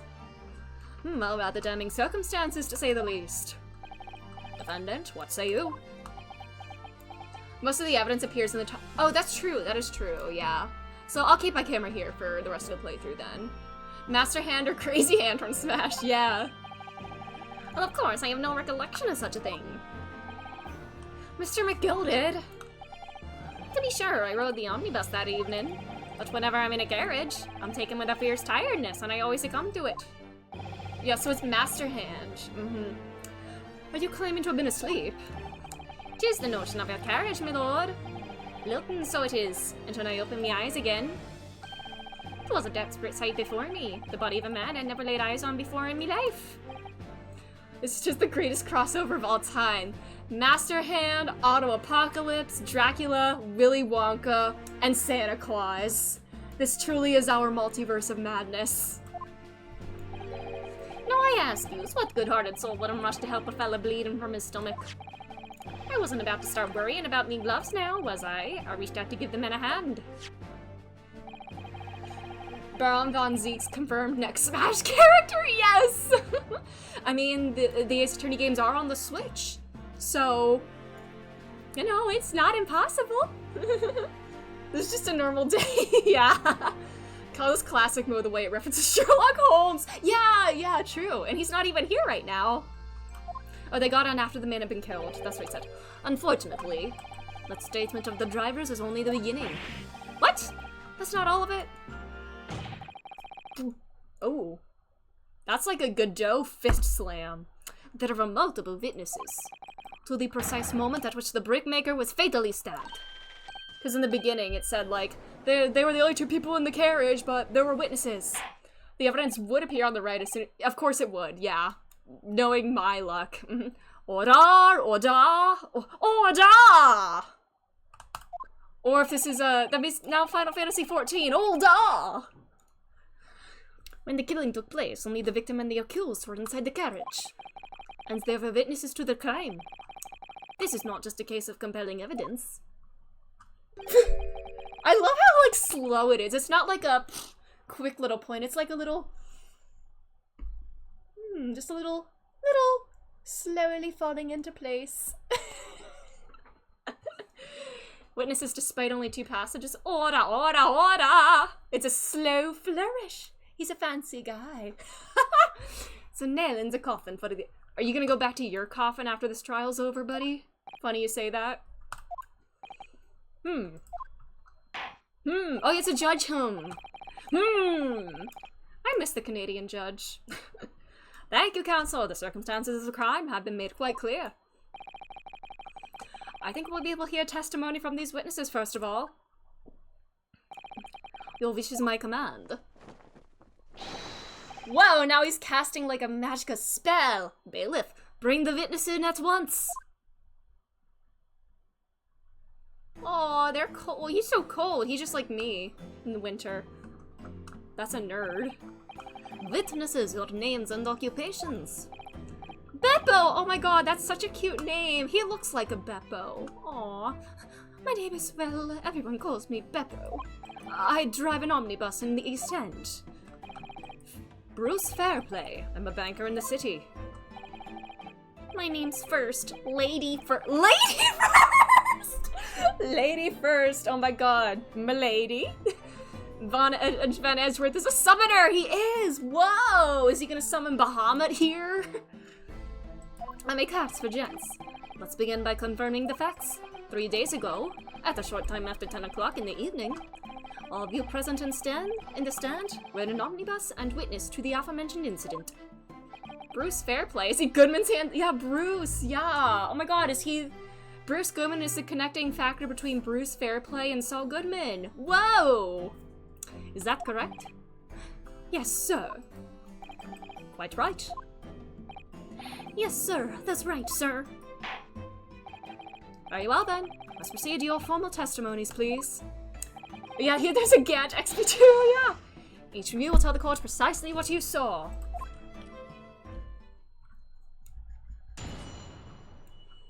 Alright. It was the last bus of the evening, so I had few customers. I remember it well. The victim and the man accused of killing him were sat next to each other inside the bus. Then out of the blue, the accused just reached over and plunged a knife right into his guts. That's right! He stabbed him! I screamed, I did! Couldn't help it. As soon as I heard the scream, I stopped my bus, and then I saw it too!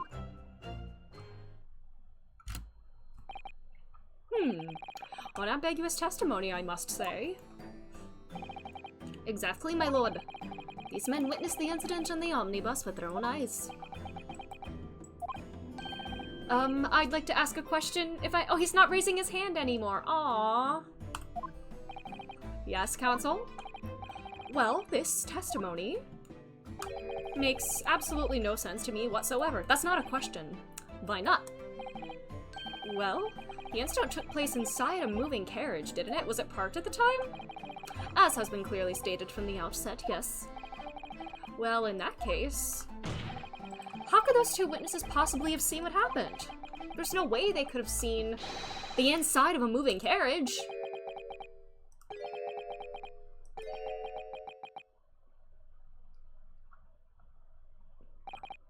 How quaint. Oh, is this gonna be like a cultural difference thing or whatever, where they're like combined carriages and stuff, and windows and everything. And bruh, not this kind of. Crotch-area's thin and built for Are you speed, stupid? so... Yeah, oh my god, their clothes, the crotch area of their clothes was thin and built for speed, so they were like running alongside and keeping up with the carriage. That's how it was working. Was you here in London yourself? Are you really so ignorant about our omnibuses? Huh? Tell me, my Nipponese friend, have you ever traveled in an omnibus? No. We only arrived in London this morning. No matter. I've arranged for us all to see for ourselves the actual scene of the crime, that is. What do you mean? The actual scene? A carriage is designed to be moved, after all. Perhaps, presumably you understand that much. Yes, he's just like me, yeah. The omnibus, which is in which this bloody crime took place here today, in this very building. Which version of bloody are you using bloody as in like the bloody? That was so cutty of him. Yeah, what? The entire carriage? Bailiff. Bring forth the stricken omnibus. Oh my god, I love him already. Very theatrical bitch. I love it. I love him. Oh, we got the whole ass carriage in here.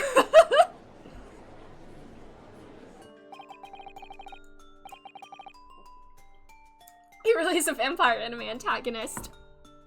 So that's an omnibus. The omnibus. I can't believe... So were they... I guess was everybody else on top of the thing then? I can't believe they could bring something so enormous in here. Great Britain's courtrooms are amazing. As you can see, the omnibus is pulled by 2 horses and can carry up to 8 passengers. The omnibus! Whoa! Double-decker carriage! Whoa! 4 passengers sit inside the enclosed cabin and another 4 on the rooftop deck above. Every Londoner knows that the best views of the city's architecture and sights are to be had from the top of an omnibus. And I should point out to our foreign guests that there is a skylight in the roof, allowing a view of the interior from the seats above. Ah, skylight. He just turns to the camera. I love it. The penny drops at last, I see. These 2 gentlemen were occupying the rooftop seats of this omnibus when the murder took place. You know, I think I'm gonna switch to a British accent because I feel like it's kind of like... I'm just gonna give everybody here British accents. It's kind of like throwing me off here. That's right. What the tipping the hat? Or... That is how they came to witness the grim incident. I think just better for like my mouth and everything. I don't know. Through the skylight. Ugh, that makes perfect sense. Well, counsel, this is a first. In all my years behind the bench, I've never experienced the crime scene itself being brought into the courtroom. Well, yeah, we just invented the law, so it's all new. There are a number of important clues remaining inside the carriage, my lord. I would like to submit the omnibus itself as evidence. That is the prosecution's wish.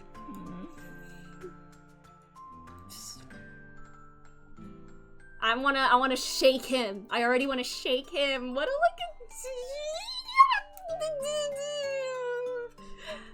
flourish.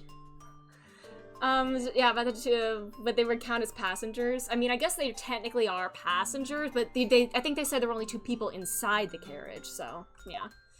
Those giant double doors installed for a reason, and the implication there may have been other situations acquired, like statues or something, is great. Oh man, British court really is something. Confused. This is what a flamboyant bitchy man does to me. I just like... Blah. Well, I see no reason why not. The omnibus is hereby formally accepted as evidence. Passengers both inside the carriage and on the roof deck that night. I can't believe it! The entire crime scene entered as evidence? Yes, Great Britain is simply extraordinary. Brock does have does not have as nearly such gender swag as Shikama Doji. Oh my god! Oh my god. They gotta have flamboyant court cases to decrease the knife crime. So about that. Oh my god, no, I'm gonna I need Neil Newbon to voice Barack von Zeeks. Barack Barack. You know? I'm just gonna hear Astarion in my head now. I can help myself a lot by giving that on. Alright, let's take a look-see inside. Alright, let's do it.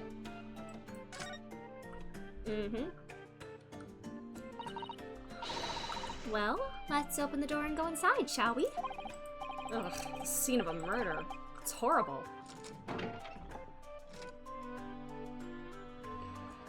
Alright, there's blood.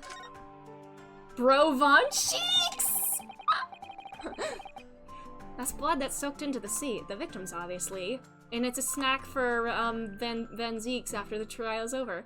His Japanese VA is Nanami? Oh my god, I love that for him!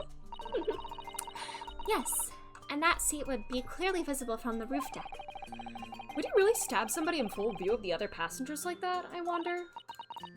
Well, it was after dark, and there was a lamp on in here, so perhaps the culprit couldn't see anything outside through the skylight. Whichever way you look at it, it doesn't seem like it was a planned attack. Notice. They give him all the evidence to clean after each trial. And Cosmos is Mamoru Miyano? Really? Oh. What? Wait, Dazai? Wait. Did they? Huh? Oh, Yuichi Nakamura. Oh, I was thinking Dazai was Mamoru Miyano, right? I swear. Huh?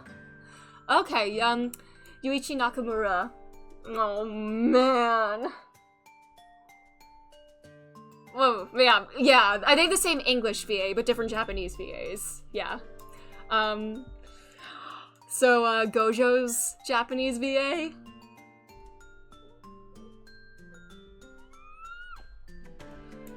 Man. Yeah, it's Gojo. It's a poster for the great exhibition that's due to start 6 months from now. There's a lot of focus being drawn to the Crystal Tower, the centerpiece of the whole exposition. That's a reminder that I need to do the Crystal Tower in Final Fantasy XIV. Yeah, Nanami and Gojo in the same game! Hey, no, nothing, no. Let's not do that kind of stuff. No, don't do any kind of spoilers or anything. Yeah. It's been difficult. It's been a difficult week to avoid spoilers in several different things. So, yeah. Yeah, no spoilers. Oh, the Crystal Tower. It's under construction already, I believe. People all over London must be fizzing with excitement at the prospect of such a grand event. Yes, legally distinct from the Crystal Palace. And then, I don't want to go outside just yet.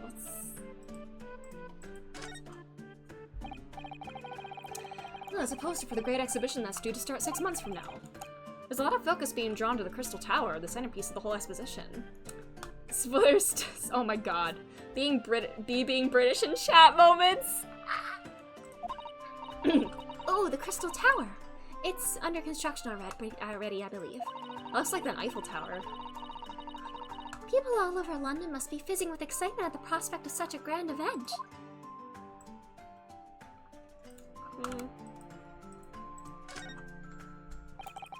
The seat looks reasonably soft, but it's actually rather hard when you sit on it.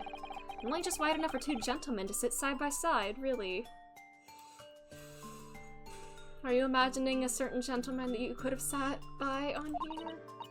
Of course, an English gentleman will be dressed in such finery. It will be quite impossible for her to climb all the way up to the roof deck, so she would have to be seated in here. A woman in a kimono would have the same problem. Women's clothes are very impractical, aren't they?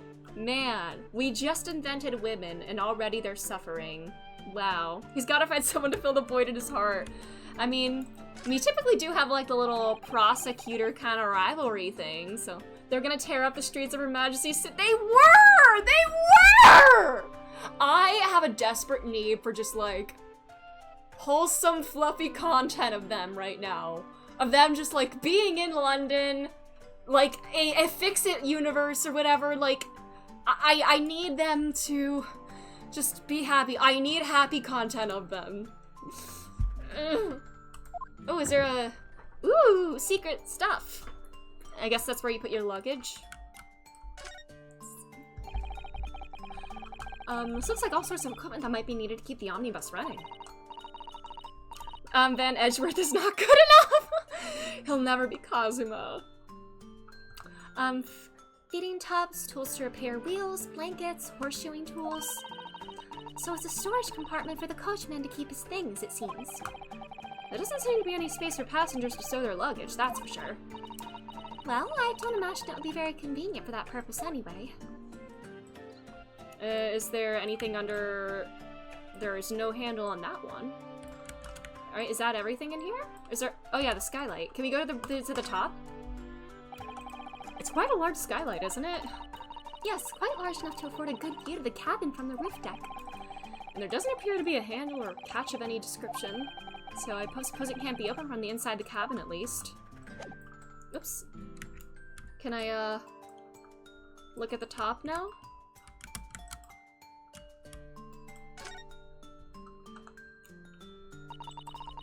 So this is the roof deck of the omnibus. Oh, you must have a wonderful view of London streets from up here. So people sit all the way up here on bitter winter nights with the cold air rushing past them? I couldn't do that. And they have to pay money to do so? Oh, I can't imagine how cold it must feel.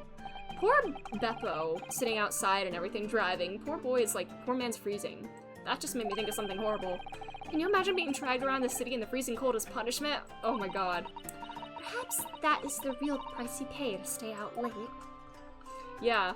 Oh my god, they're both, like, they like to go to bed early. They abide by grandma hours. That used to be me, and now I abide by degen hours. Are you joking? Are you joking? What is this? What is this? Oh my god!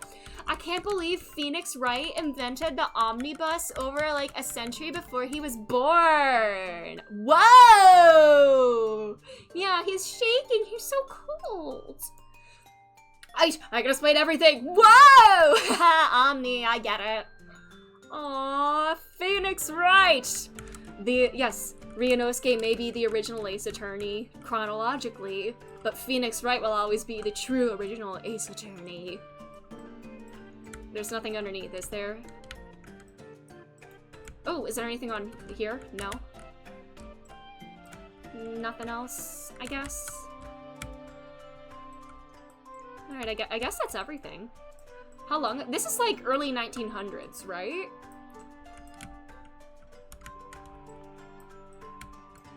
I think that's everything. Oh, yeah. Let us continue with the proceedings, then. Your cross-examination, counsel?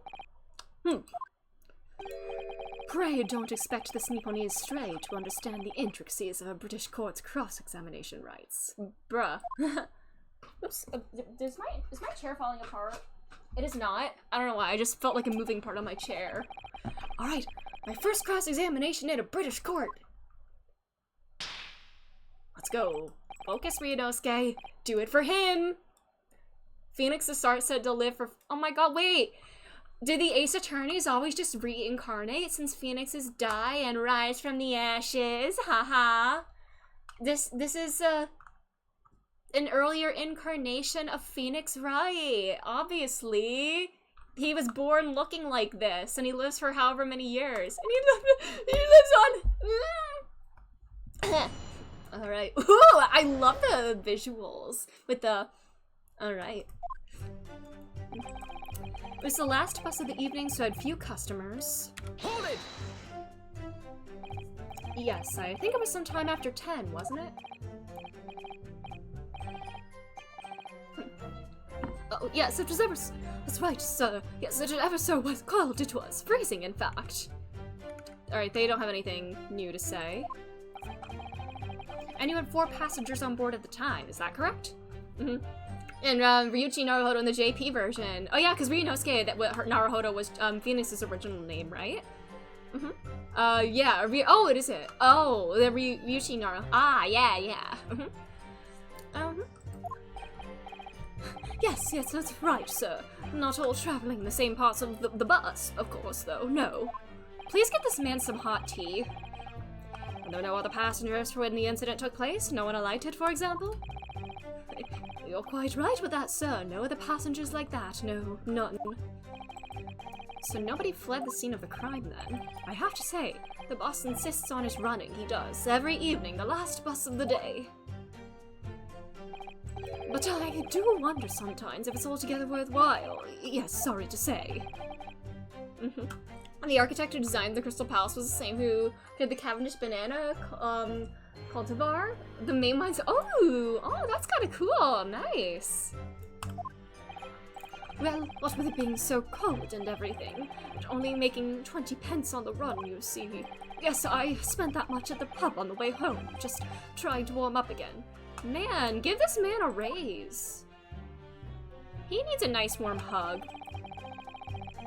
We sat next to each other. Hold it! And you saw them through the skylight and the roof of the carriage? That's right. When you sit up on the top deck, the window is right there at your feet. And he said they were sitting next to each other, not across from each other. There was a lamp on inside, so I had a pretty good view. There we go. The two of them were wearing hats, and I couldn't exactly make out their faces. You can't see his hat from there, though. You can't see the victim's hat. But there's not a shred of doubt in my mind that it was Mr. McGilded. Somebody get this man a hot water bottle. Yeah, I feel really bad for him. How can you be so sure? Well, how can I put it politely?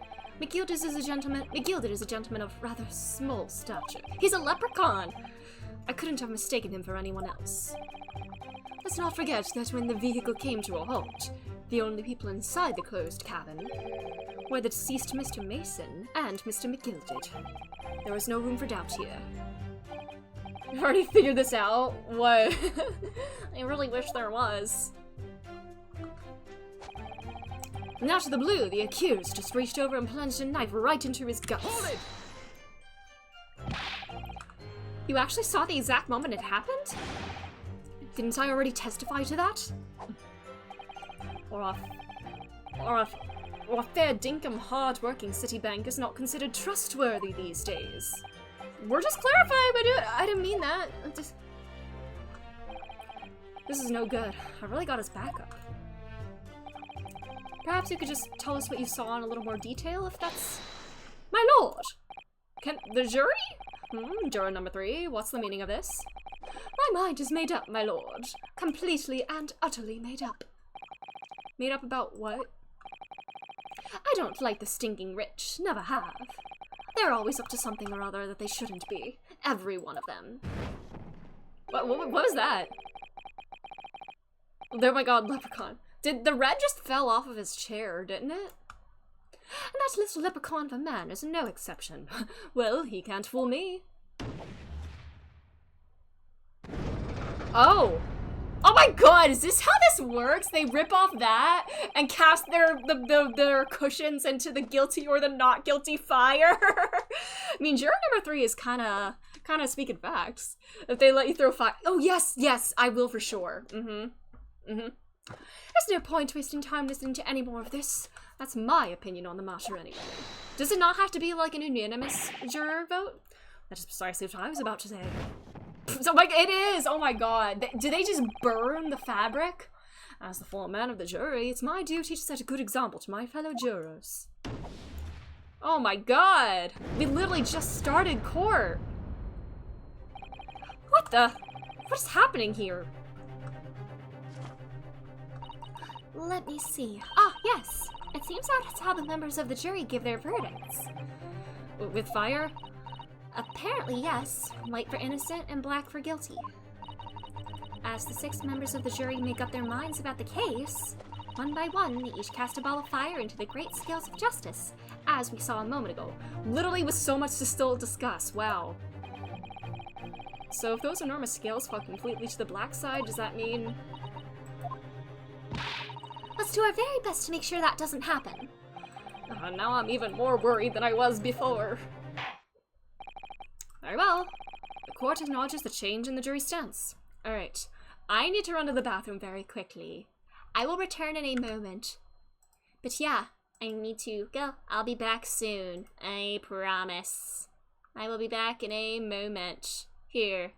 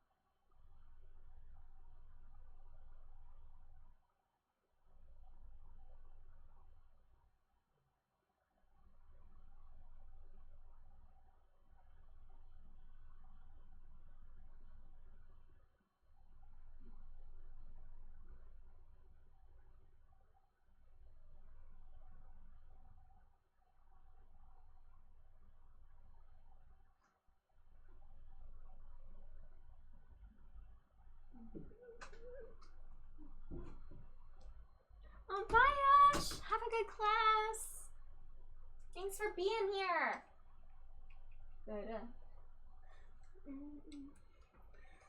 All right. Have a good class. Alrighty. Well, back to court. Alrighty. The court acknowledges a change in the jury's stance. Counsel for the defense, please continue with your cross-examination. I'm hoping these are scripted tips in the scales, and this doesn't happen just when I take too long to press statements and whatnot. You screamed. You scrumped to scrim? He stabbed him, you say, and you were sitting up on the roof deck, were you? Yes, that's right, sir. I was up on the roof seats. I remember seeing the little gent sitting next to the fellow that was stabbed. I'd been thinking about a new hat design, you see, so I was just gazing absent-mindedly around. But then I happened to look down through the skylight. It was sticking right out from his belly, that huge great knife. A grim sight indeed.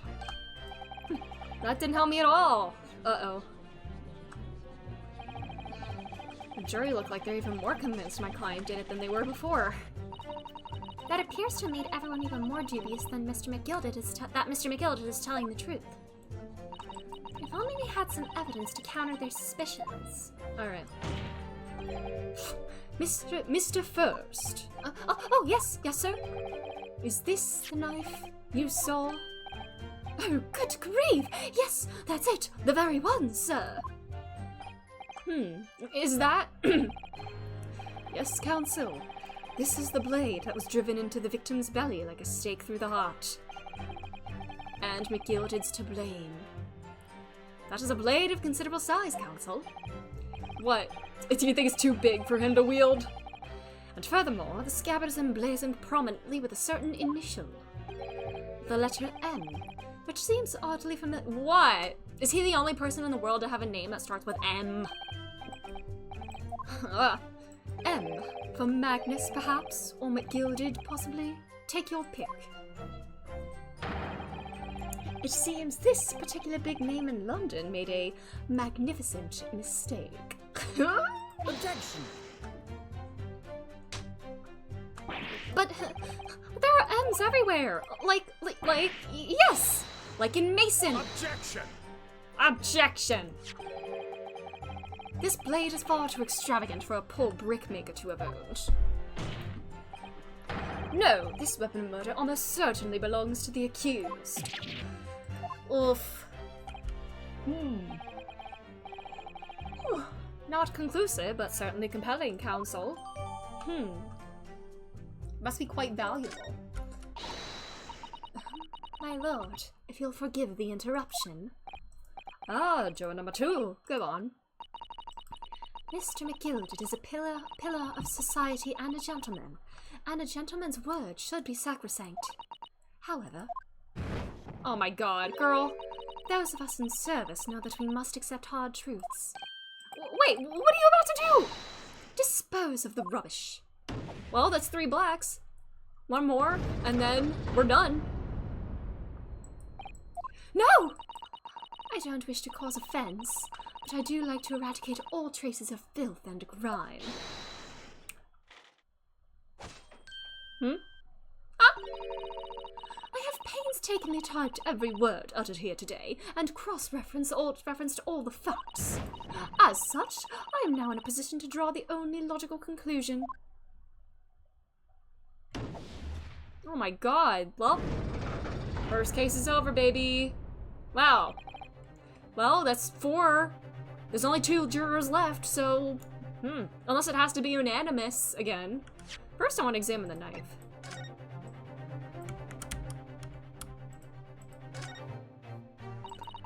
That part is the sheath, isn't it? Are you alright, Mr. Naruhodo?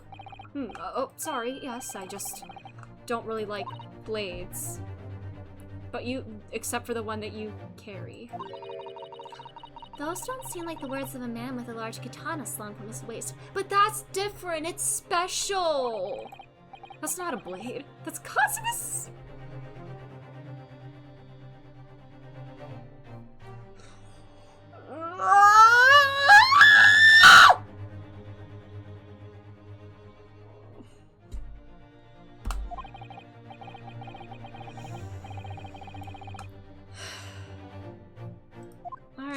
this look like? It's bloody. That's a bloody blade.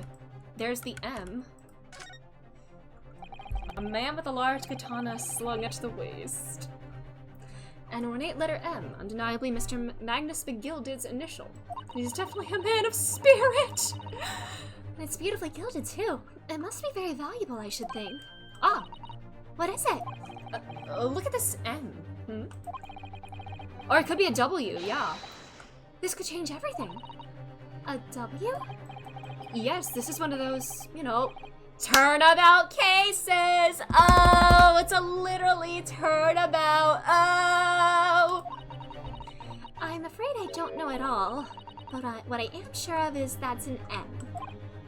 Oh, well, that idea was quickly quashed. And the blood on the... there. That knife is gonna get ruined by yeah, put it the blood in the sheath? Jeez. That looks a lot like blood. It surely is blood, the victims. He has to turn it to Wumbo, yeah! He has to set it to Wumbo. It's an interesting perspective and likely based on a belief originating in Japan, yeah. Mm-hmm. An Englishman's blood looks a lot like a Japanese man's blood. Did you think it wouldn't? We're not trolls. And I'll do the honors myself. Sorry, it's just that we've only arrived here in Great Britain. I'm finding it a little hard to adjust. Blood looks like blood. People die when they are killed. He has to put jam on his scones. Yeah, that's what he did. Yeah, it's like a little like spreader. Mm-hmm. It's not even the vampire that said it, and he would know. Anything else of note? Wumbo.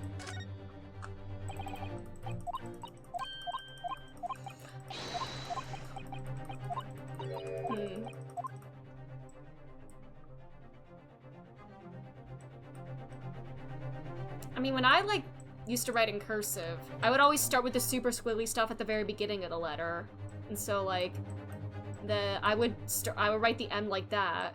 But I guess other things can be written differently. I don't know. Japanese swords until World War II were family heirlooms. It was quite common to have an ancestral katana dating back hundreds of years. They weren't just weapons, but trophies and keepsakes. Yeah, they did say that was belonged to Kazuma's katana was an heirloom in the Asogi clan. That's cool. All right. Well, first off, actually, wait, I meant to. Is there anybody with a W name or no? Beppa? No. Yeah.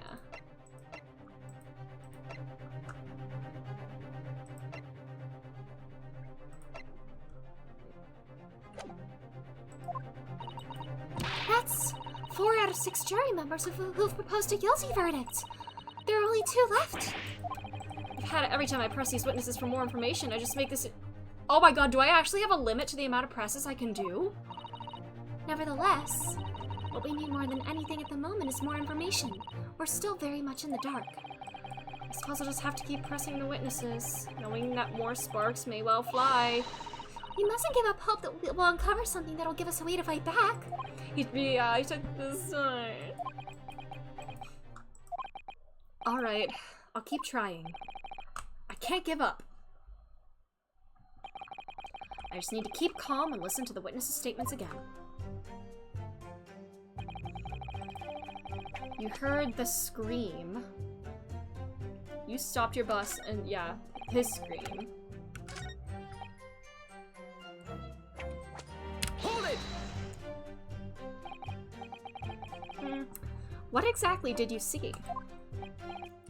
Oh, well, sir, that would be the passenger, sir. Yes. Collapsed on the floor, he was. Collapsed on the floor? Nah, he was still sitting up in the photograph. And by the passenger, obviously you are referring to the victim, Mr. Mason, the brickmaker? The other passenger had the knife in his hand, like this. By the other passenger, obviously you are referring to the accused, Mr. Magnus McGilded. We're obviously gonna use the photo to contradict this.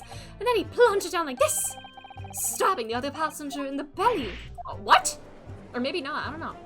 After World War II, There was an effort to confiscate most of the swords to disarm the Japanese population. Eventually, an effort to reacquire and mature the katana, since most of them were sold or often or taken or disappeared. Ah! Oh, wow. My lord, I wish to speak. Yes, juror number 5. Do I take it that you too?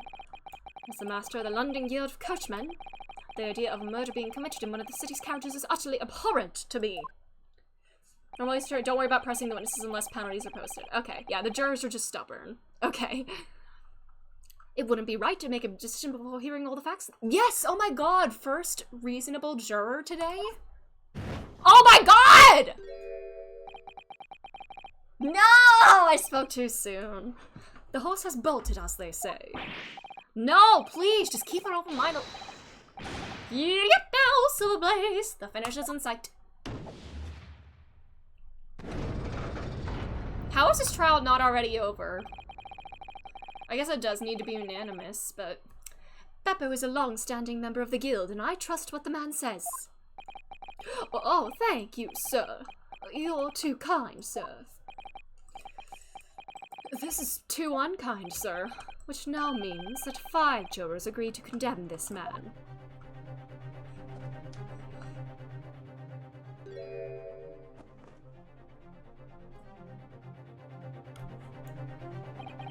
Madam Juror number 6. Yes, dear? What can I do for you? You have heard the testimonies of the witnesses in the stand. Oh, yes, I certainly have. Still got my hearing, you know. Yeah, he's just Beppo. That's a cute name. Unless it starts with a W, his other name. Or an M, even. Beppo Steppo! Then, pray tell, why are you yet to pronounce your leaning? Because she actually has a brain. Well, dear, the thing is, I'm a creature of habit, me. I always go to the park at around this time of day, and sit on a nice bench and get on with my knitting. Just... Bro. There's a lovely little park just near where I live. McGilded Park, it's called. The gentleman donated it to the city, you know, to put a smile on Londoners' faces, he said. I can't imagine such a fine young gentleman would have it in him to take another man's life. He is always doing wonderful things for the city. That's right, a man like you, that wouldn't stab someone, surely. Mother made me go to the McGilded Public Library later and borrow some more books. How many Londoners live with their heads in the clouds? Do you people not know? What kind of a man Magnus the Gilded really is? What kind of a man is he? The philanthropist, Magnus McGilded, has enough wealth to purchase the entire city he claims to value so highly.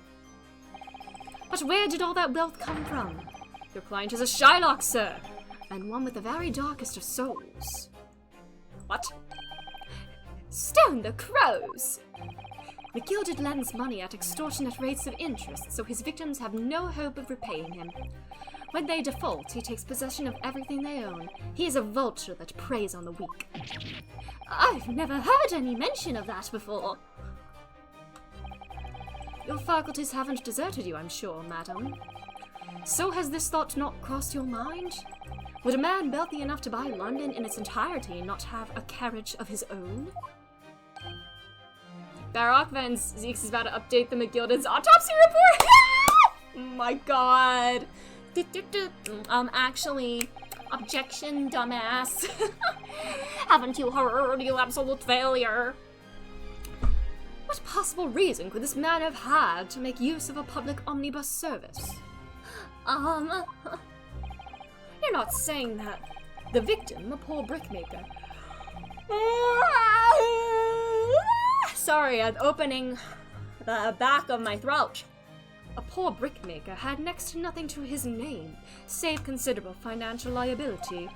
It will come as no surprise that his creditor was the accused, Magnus McGilded. But let it also be known that the very day Mr. Mason was killed was the final repayment date for his debts. Good gracious! The brickmaker was destitute. He had lost his house. He had not a shilling with which to repay his debts.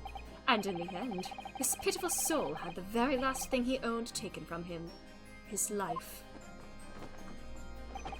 By the merciless philanthropist pretender, Magnus McGilded. I don't believe it. Susato! If I might add something briefly, Miss Susato? you claim that the victim had been lent money by Mr. McGilded, but where's the evidence to support your claim?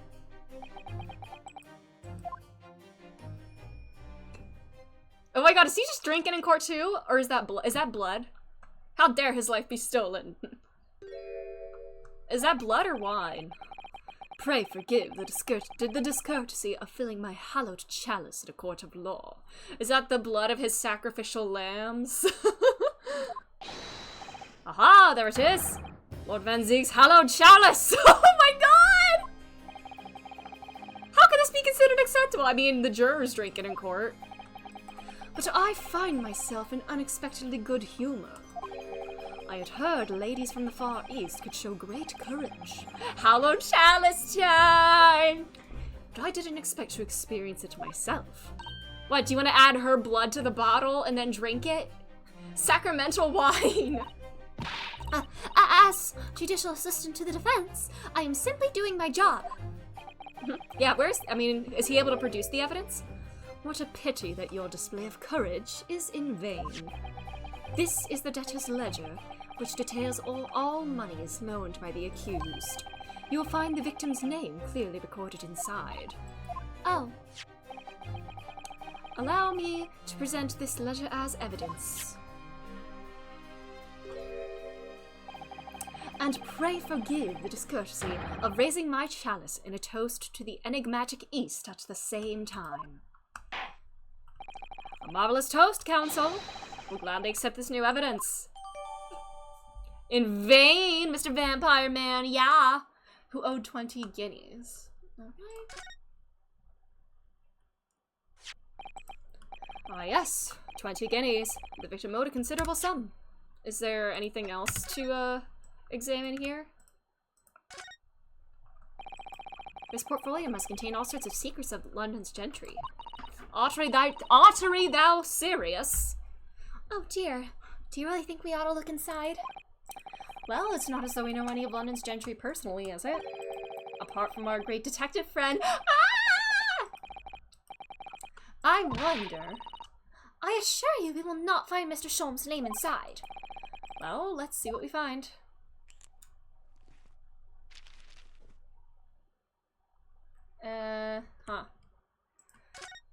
Alrighty. Gosh, it's crammed full of gentlemen's names, isn't it? Well, I suppose they're probably not all gentlemen at all, are they? Well, but they could have paid hammies and guineas. Aww. Several rodents owed. After all, not everyone in this country is well off. Oh, goodness! What is it? Look at this! Do you see the name here? Bruce Fairplay? Dude, do you not remember the witnesses' names? Bruce Fairplay! The witness testifying at this very moment! So he could be no. Not... Oh, yes, of course, the banker. Why is his name in there? He borrowed 20 guineas, did he? And look, their payment date is fast approaching. I can see less than I thought. It's possible that's just a coincidence, of course, but this could be very useful information. Interesting. Anything else, or no? Is that the only thing here? I guess that's the only thing of note that I'm gonna get from that. Oops. Nothing on the other side, yeah. Alright. I'm selecting myself to Mr. Fitzwilliam Darcy. The person I said it to originally liked me to another character, and they changed their mind! Then the debt would be cancelled upon the And the accused made quite certain he had ample recompense. Well, it would seem that I've had the wool pulled over my eyes. Regrettably, madam, that is the modus operandi of the accused. And it's such a pretty little park, too. What a scoundrel. No! Still... maybe it's all for the best. Wait a minute, let's think about this a little more. I don't stand for nonsense. Oh shit.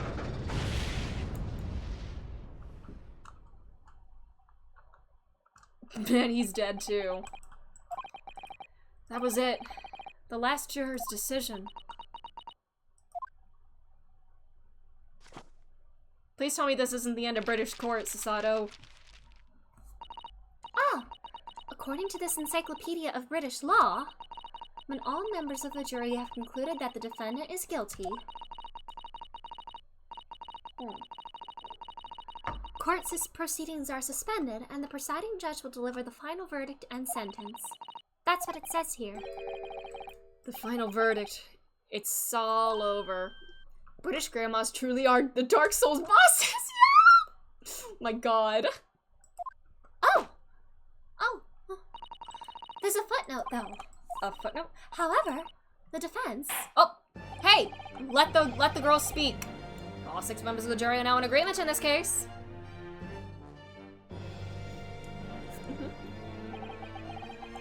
Allow me to convey my respect for your swift and righteous decision.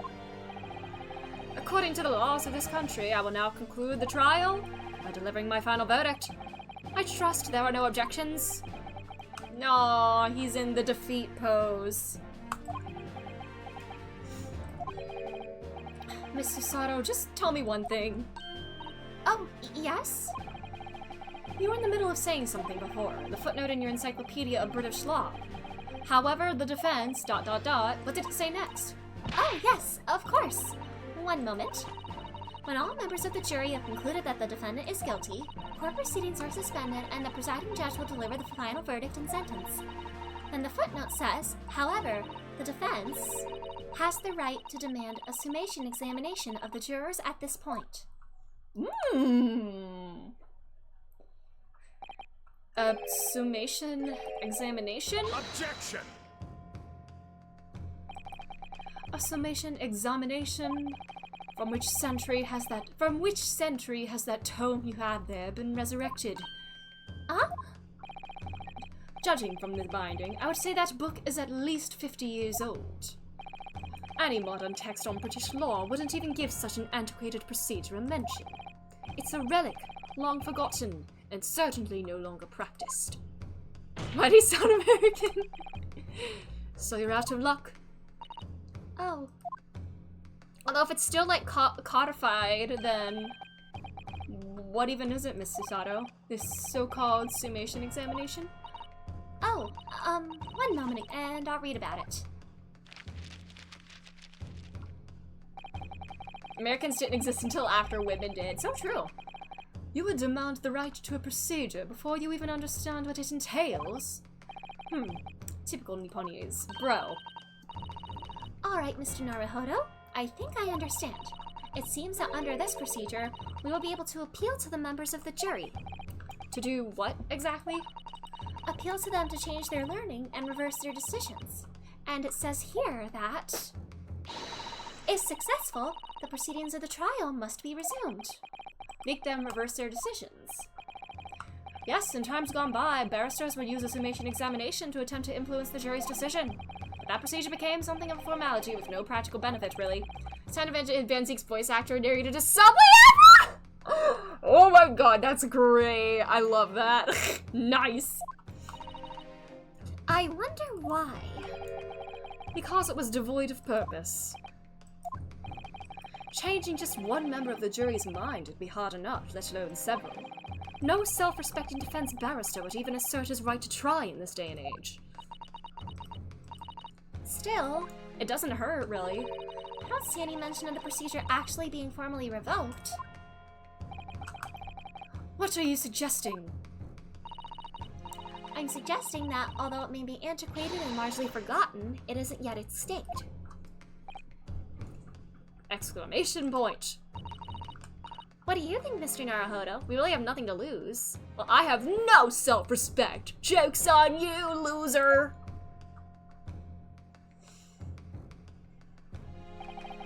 A summation examination. Our last possible option. Do we assert our right to carry it out? Assert our right! The defense wishes to assert its right to a summation examination, my lord. Objection! London is the capital city of the most powerful nation on earth. We have a duty to the world to exemplify the very highest standards of judicial procedure. Summation examinations are an embarrassment that should remain buried. Objection! But if it's alright, it's alright! I believe it could prove vital in this trial. The defense's petition is perfectly valid. The court will proceed with the summation examination. This is madness. Foreman, are you and the remainder of the jury ready? Well, I'm not, There was no mention of this in the letter I received, you see, so... All members of the jury will be asked to explain on what grounds they have reached their decision. On what grounds? You must all justify your decisions and explain why you believe the defendant to be guilty. Well, my lord, you're rather putting us on the spot. This is most irregular. No mention of this was made before. I don't really hold with all this justifying lark. That seems to have thrown the jurors off. It seems none of them have experienced this before. They don't have any real basis for their decisions then! A defense procedure no practicing lawyer has attempted for years, is it? Well, just maybe it might be the opportunity we've been looking for to turn about! So be it then, ladies and gentlemen of the jury. The court hereby calls upon you to state the grounds on which you find the defendant, Magnus McGilded, guilty of this most serious crime. Judge really said show your work, yeah.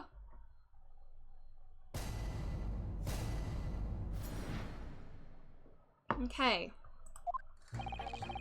There was no one else inside the carriage at the time, so it has to have been him. I trust the driver.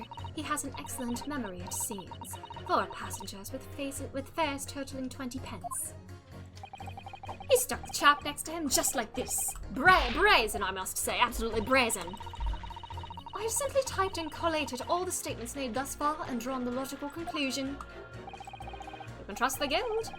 Fair fares is our motto. We haven't raised prices above 4 pence for years. This scoundrel stabbing that poor man on the floor. It's beggars belief. On the floor. No, he wasn't on the floor. Was not on the floor. It was not on the floor. I'm starting to wish I hadn't pushed for this now. It wasn't on the floor! But I the jurors in that book. Yes, it's possible. And then, fair guy or whatever his name was. Some of the jurors don't seem to have wonderfully formed arguments, though, do they? Well, let's see what we can do. We need to get these 6 people to change their minds. I'll have to throw everything I can at them and use some very persuasive language. Just a moment, Mr. Naruhodo. New mechanic? You omit the comments section! According to my book, that's not quite how it works. Oh? I thought I was going to have to thaw their icy minds with some heartwarming rhetoric about the defendant. Unfortunately, once the jurors have decided the defendant is guilty, they're unlikely to heed anything the defense says. But then, they've reached their conclusions by their own reasoning, you see. Your pleas will sound like excuses. In fact, it could recoil on you. The more you try to persuade them, the more entrenched they may become. Then what on earth am I supposed to do? Evidence? Oh dear, I'm just citing what I've read about British law, Mr. Naruhodo. Right, I'm sorry. Oh, Shuichi? I'm assuming Shuichi Saihara? Did his VA do, Subway ads? Do you have any idea how to make this work, then? Well, from what I can understand, the key to this procedure is using the jurors' own words to make your arguments. What do you mean? Well, the 6 members of the jury are randomly selected members of the public. I did some ad, oh, yeah. They may appear to present a united front, but the truth is, they are complete strangers who just happen to find themselves here in the courtroom together. It was the English VA, Robert Vernon. Robert Vernon, okay. And that's the way to break them down, you mean? Yes, exactly. You must listen very carefully to what each member of the jury says, and see if we can identify any contradictory statements. If we can, we then contrast the statements and pit the corresponding jurors against each other. I see. So it's contradictions in what two or more jurors say that we're looking for. I see. In a way, then. Oh my god, we're turning them against each other! Whoa! Jury infighting! The jurors gotta fight to the death now. Convict the jury of perjury! Yes, we can just do that. Oh, yes, I suppose you're right. Robert Venom subway ad. Robert Vernon. Why'd I read that as Venom? Oops. Robert Vernon subway ad. Okay, alrighty. It was the Papa John's one. Grant George. Oh yeah, I do know that one. I remember that one now. Juror Fight Club. Let's go. We gotta get good old Herlock in here so he can do his dancing and punching. Alright, I might be able to pull this off. No, that's not right. I have to pull this off! Can we start proceedings, counsel? I would ask you to take the stand for this. I'm expecting a clear and concise rebuttal. Yes, my lord.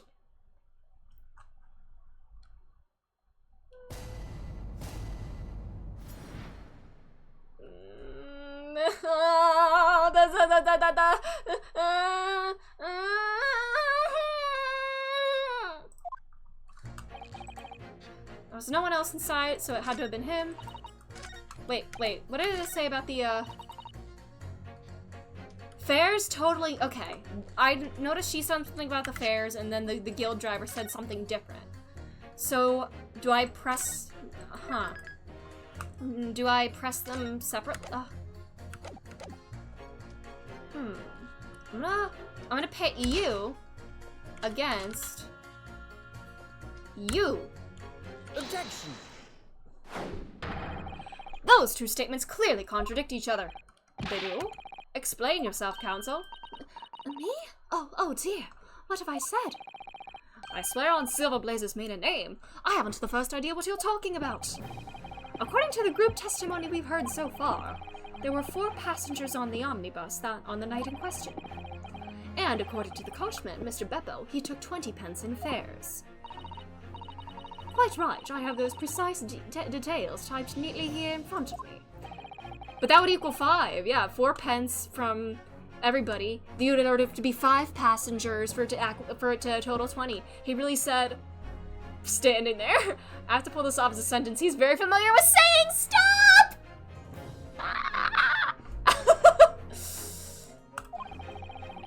The fare for the omnibus is always 4 pence. That it is, a fair and convenient single price, just the way London's carriages should be operated. But that doesn't add up at all. In fact, it leaves a glaring discrepancy in the facts. Why, man, why? 4 passengers paying 4 pence each, if you do the multiplication. It would be 16 pence. They can't do math. We need to invent math next. That's why they can't show their work! You're so right! Yeah! Oh my god! I said it doesn't add up, the figures are different. By 4 pence, in fact. Or precisely 1 person's fare. There was a mysterious 5th person. M. The 5th passenger lying hidden somewhere on this omnibus. Yes, in other words, on the omnibus that night, it's distinctly possible there was another passenger we've heard nothing about. I've been working on the railroad all the livelong Little day. sing-along court. I've been working on the railroad just to pass the time away. Thank you for the little sing-along. I'm thinking about the little image that we saw. Obviously, we don't have a picture of it, but the image that we saw of the 2 guys sitting next to each other, where you could only see the seats on one side. Could there possibly have been a different person sitting across from them? The coachmen of the guild are good, honest men, one and all. Trustworthiness is our watchword. The figments your coachman claims most certainly do not add up. Your watchword, good sir, is a fallacy. I beg your pardon. Oh my god, the girls are fighting. Mr. Guildmaster, I think you ought to consider that if this trial were to end now, the news would surely spread all over London. The news that one of your coachmen tried to hide the fact that he let nefarious characters ride his omnibus. Ooh, hit him where it hurts. All right then, how to make it so this miserable trial doesn't end then. Well, according to my book here, you simply launch a ball of fire onto the innocent side of the scales. Now hold your horses there, coachman. We're all in agreement. Why do you have to go and... Yeah, change your vote. Wait till I get my hands on you, Beppo! Ooh! Oh my god, it's the white bag now. So can they just go like back and forth until the end of the trial? Ah, this is all very irritating. Begging your pardon, sir, I'm going to do the same.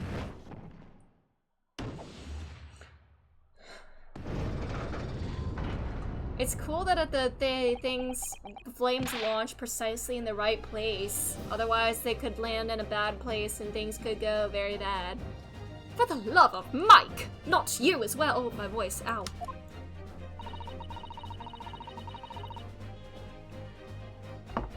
A penny can be the difference between a smile and a tear, after all. I certainly can't put my trust in someone who doesn't follow my exacting standards in financial matters. Oh, really? I, for one, think it's only proper that we hear from the witnesses again. Oh, well done, Mr. Naruhodo, you did it! If you can manage to change 2 more jurors' minds, you can force the trial to continue. 2 more. There is something else that's bothering me about a couple of their assertions. That's where you must strike next. So I need to pit 2 more jurors against each other and show another contradiction. Exactly. You can do it. Okay. The scales of justice have shifted, but they still weigh heavy on the side of guilt. Counsel, you'll have the floor again. Continue with the summation examination. Their jury flames are my favorite courtroom mechanics. I think it is very cool. I like it a lot. Alright. Stuck next to him. No one else inside.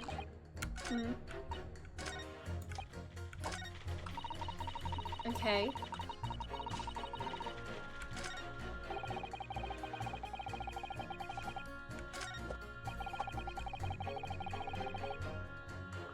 On the floor, sitting next to him. That's what we're doing.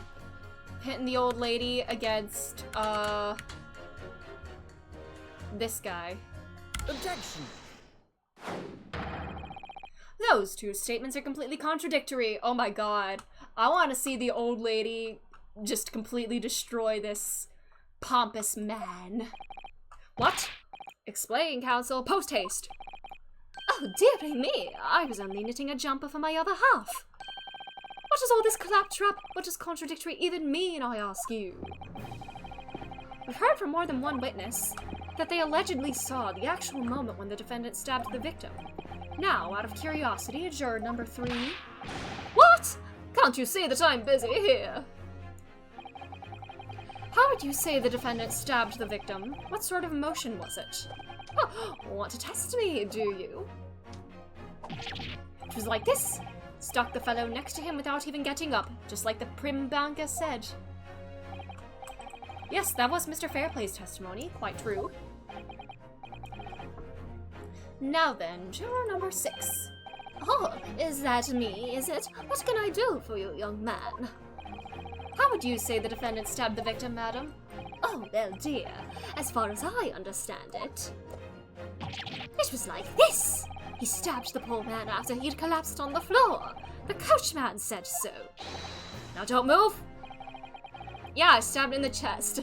Take a look at these 2 Look at these 2 jurors! He stuck the fellow next to him without even getting up. And he stabbed the poor man after he'd collapsed on the floor. I'd say the first one seems more likely, since in the picture he was still sitting upright in the chair, or the seat. But I never! They're stabbing in totally different directions. What? Bless my stitches, what a muddle. What this tells us is that there's a strong possibility one of the witnesses isn't telling the truth. Oh! But why? Why the dickens would they lie? Self-interest, baby. I don't know that yet. But what I do know is that if the trial ends at this point, we may never find out. We may never know the real truth. Ladies and gentlemen of the jury, can you really let that happen in all good conscience? Lies, you say? Oh, dearie me. I can't abide people telling lies.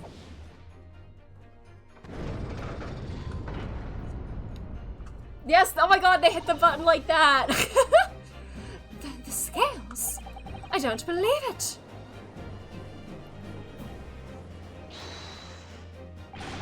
Wait, now hear this, my fellow jurors, I warn you, you cannot listen to this man. Look at him in his black suit. He's clearly some devious Eastern sorcerer using magic. Oh my god, dude. If I could use magic, do you really think I've been putting myself through all this? Answer me this, dark jinx. What? Bruh, me? What exactly is the problem? What of it if two witnesses have slightly different recollections? I mean, they're pretty different. Yeah, update the racism counter, yeah. Let's say that Shylock did stab the victim as he was sat next to him on the omnibus, and this young dandy saw him do it. And now let's say the victim collapsed on the floor, and then the Shylock stabbed him again. Yeah, fuck your racism, juror number 1. Get out of here. This old lady saw him do it. Well, what's to say it didn't happen like that, hmm? Who are you calling a dandy, sir? Well, I shall take this knife to you. I think you should. Go for it.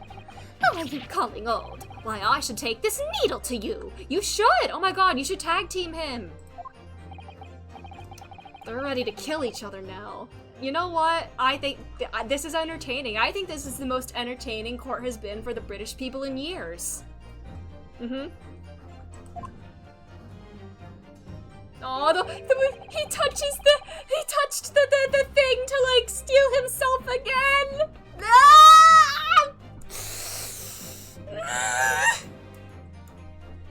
Could the foreman of the jury be right? Did the two witnesses see two different moments of the... I'm gonna say out of the question because the knife was still found in the body and while he was sitting upright. I'm gonna say that. He touched Kazuma's thing. Kazuma, give me strength. I almost said Kiryu Kazuma. Kiryu Kazuma, give me strength.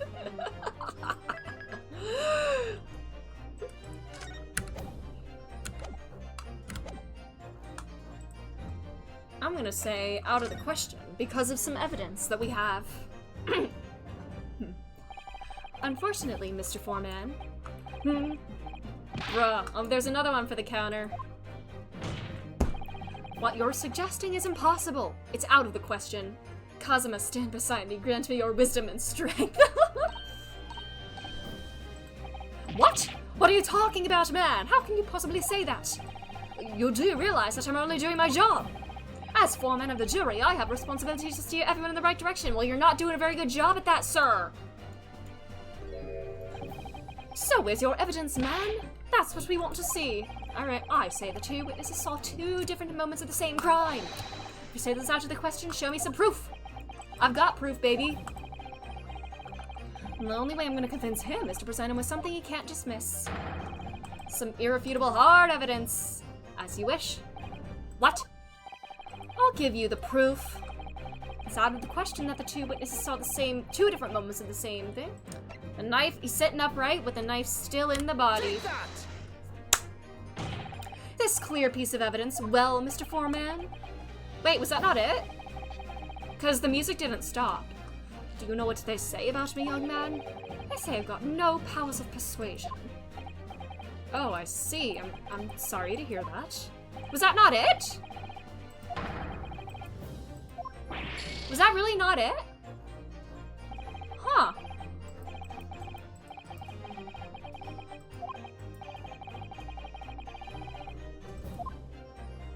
I thought that would be that, because he was sitting upright and the knife was still in the chest. I mean, I guess, according to them, he was stabbed sitting upright and then on the ground, but he was still just sitting upright in the picture.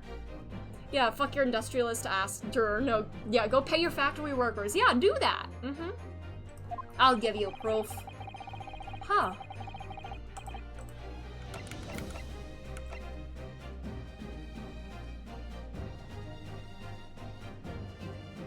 The different locations, I guess, of where they were sitting. Because the one was the driver who was outside, and the other was a guy who was sitting on the top. Would it be that? Take that! No? Oops. Fuck.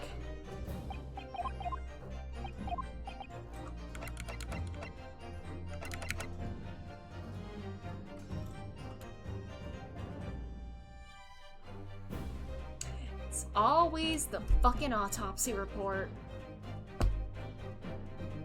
Take that! Slam the papers together again.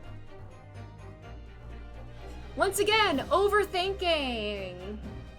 It wouldn't be an Ace Attorney case if I didn't overthink everything. And then the simple solution was right there, and I just like, give me strength, Kazuma. According to what's written here, Mr. Mason was stabbed in the abdomen only once. Eh? Only once? Yeah, Ryu's he's shuffling the papers. Ancestor of who? The autopsy report has outsmarted us once again. It's quite simple. The victim was stabbed precisely one time. Which means these witnesses can't possibly have seen it happen 2 different times. Where'd your knife go? Alright! I concede defeat.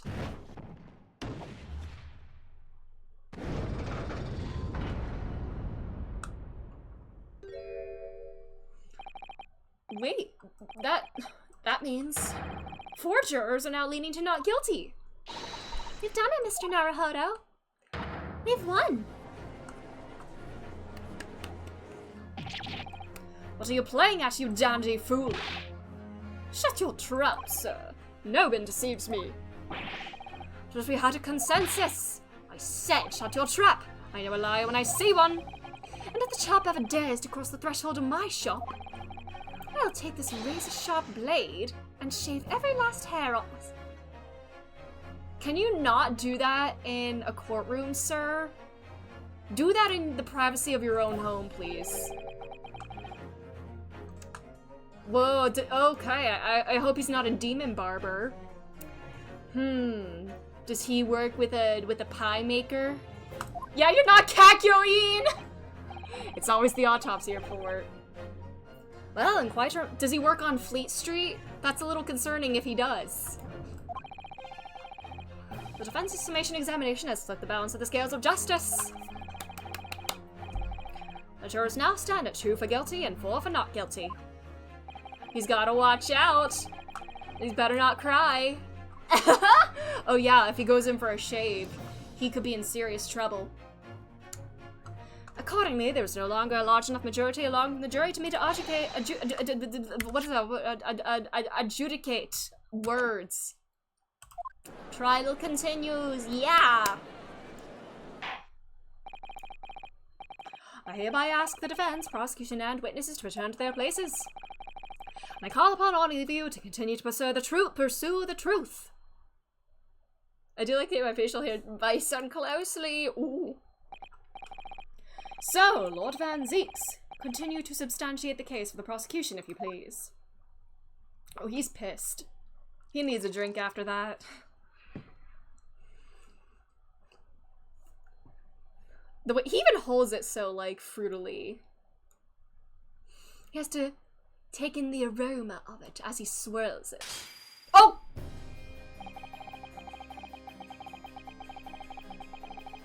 What in the... First off, he's got the Kazuma Kiryu fabric on those gloves because how does that not absorb the blood, or rather the wine, you know, same thing. Second, does he have the Phoenix Wright genes? Because how is he not hurt from that? Getting absolutely hammered during this absolutely coat-hanged. So true, and you know what? He's kind of real for that. Having savored the rich aroma of the carmine contents of this hallowed chalice, it may seem crass to crush it to dust. Pray. What did I just do? Pray. Pray forgive the discourtesy. Does this mean, is this his first loss? It's getting scary and more vampiric every single moment, literally. Thick and hard leather. Is it cold in here, or is it just me? As your antiquated tone no doubt says, the prosecution may not speak during a summation examination. So I honored a deathly silence and listened to the charade. It seems I overestimated the intelligence of the jury. Well, no matter. There is nothing so hard to prove as a self-evident truth, it would seem. No, and why else would we grace the courtroom with our presence after all?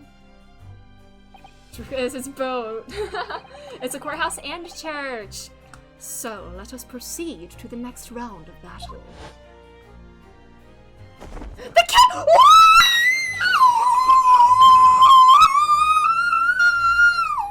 Whoa! Whoa! Take it all off, Mr. Van Zeeks! Whoa! Look at him slutting it up in court! Whoa! Oh my god. I feel like this is like Victorian era or whatever. So like any article of clothing being removed feels like the most scandalous thing in the world. Whoo! Before the witnesses once more. Man. He looks like he's about to shit himself, the Hat Man.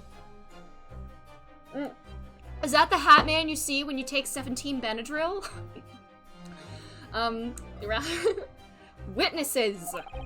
I trust you heard the summation examination we have just had to endure. Oh, he's such a bitch. I love him already. Oh, yes, sir. That I did, sir. Of course I heard it.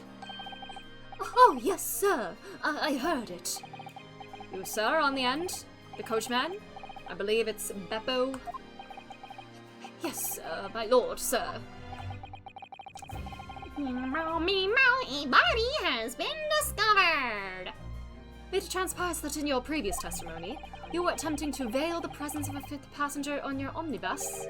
You will be found guilty of— Wow! Oh my god! Rare perjury consequences! Man, it's so wild that perjury was a crime back when the law was first invented, but now it's not. Look at that! Bear is in mind. Yeah, the bear is in the mind. And by the bear, I mean Halson. Halson, is he supposed to disappear from your camp in Act 2? Because he's not in my camp anymore, and I'm sad. Oh, mio Dio. Every day's great at your Junas. Aw, little dance, sing. Now then, witnesses, I hereby call on you to testify before the court again. You will explain the various misgivings brought to our attention by the defense's summation examination. Alright, here we go. Various misgivings. I only carried 4 passengers that night. I swear it, but, well, I, for one, was told I had to pay 5 pence for the bus. Huh? He fitted us on the fare, he did. And then I saw that blood-curdling sight as well. It's all too much. Yeah, why you keep getting Nautico? Aww. I tell you, I saw him, Gilded, stabbing that man. Everything I said before stands. Oh, yes, he stabbed him. Yes, he did. I think so. Yes, you think so. Wow. You sound so sure of yourself. Counsel, make sense of this for me, please. The phantom 5th passenger conjured into existence by my learned Eastern friend never existed. The confusion has arisen from the coachman's sly little cousinage? I don't know that word. Beppo, explain yourself. Oh my god, I reveal! Terribly sorry, Guildmaster. The Guild's fare is 4 pence across the board. You know that. Might you understand that you've been overcharging our passengers by a penny a fare? First Rio invented women, and now he's inventing passengers! Oh my god, you're so right! Wow! Man, he's gonna be like... Is he like a mother, the way he's birthing passengers and women? I don't know. I don't know where I was going with that. Bro was inventing... He's just inventing people. Good for him. He's like the Virgin Mary. I'd hit it. I mean, if he's inventing people... he's inventing... The last run of the day is always half empty. Hermes and Aphrodite. You have been dishonest, coachman. I'm sorry. You're a disgrace, Beppo! A disgrace! If you're cold, yeah, put Beppo next to the— yeah, put him near the fire! Yeah! Warm him up! Not the light I was going for! And your selfish actions have brought dishonor on the entire guild. If I may, sir, I had to pay 10 pence on the bus just last week. What?! 4 passengers at 5 pence each is, yes, 20 pence. I've done the arithmetic 10 times already, but I just can't make the result come out differently.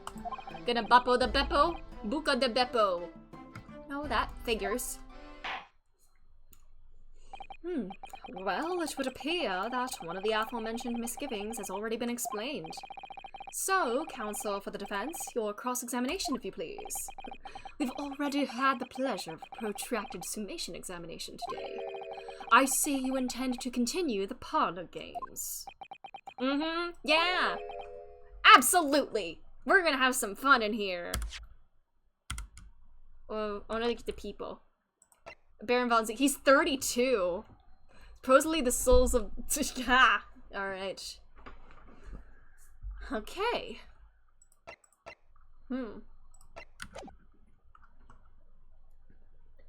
Sato, it's a one-step equation, yeah. She had to check her work.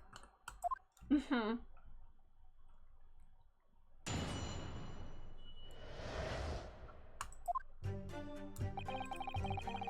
carried 4 passengers, but what?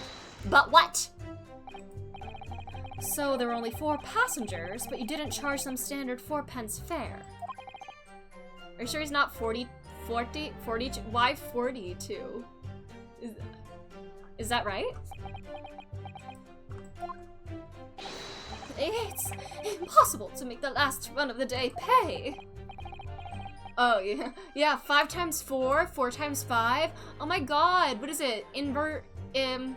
I forget the names of the properties. Is that that's not the transitive property, is it? Oh, it's a Japanese pun, I see. I was so cold. Oh, I feel bad for him. Please, or commutative, that's what I was thinking of, yeah.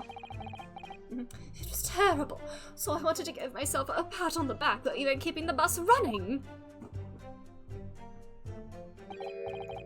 Doesn't a dedicated coachman deserve an extra penny per passenger?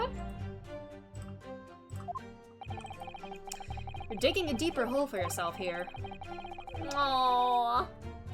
If only there had been a 5th passenger. I'm gonna have another suspect. I'm a math degree, but it's not because of words. You were told you had to pay 5 pence. Hold it! Does that mean everyone on board that night paid 5 pence instead of 4? Well, I paid 5 pence too, sir. And I just told you that I did. What about the other... yeah. A flat fare of 5 pence across the board. It's not something to be proud of. He's so real for that. Muko Ikusawa, the 5th... Yeah, the 5th passenger hiding somewhere on the omnibus. Indeed. This so-called discrepancy my learned friend identified was nothing of the sort. A theoretical degree in physics. Oh, he doesn't even give him one. Yeah, give him a little hand warmer. Oh, I just wanna like wrap him up in a blanket. You wanna make him feel nice and cozy. Much like the phantom killer you so desperately needed, it's gone, dead and buried. I'd have been happy if it ever existed in the first place. He fiddled us on the fare. He did. Hold it!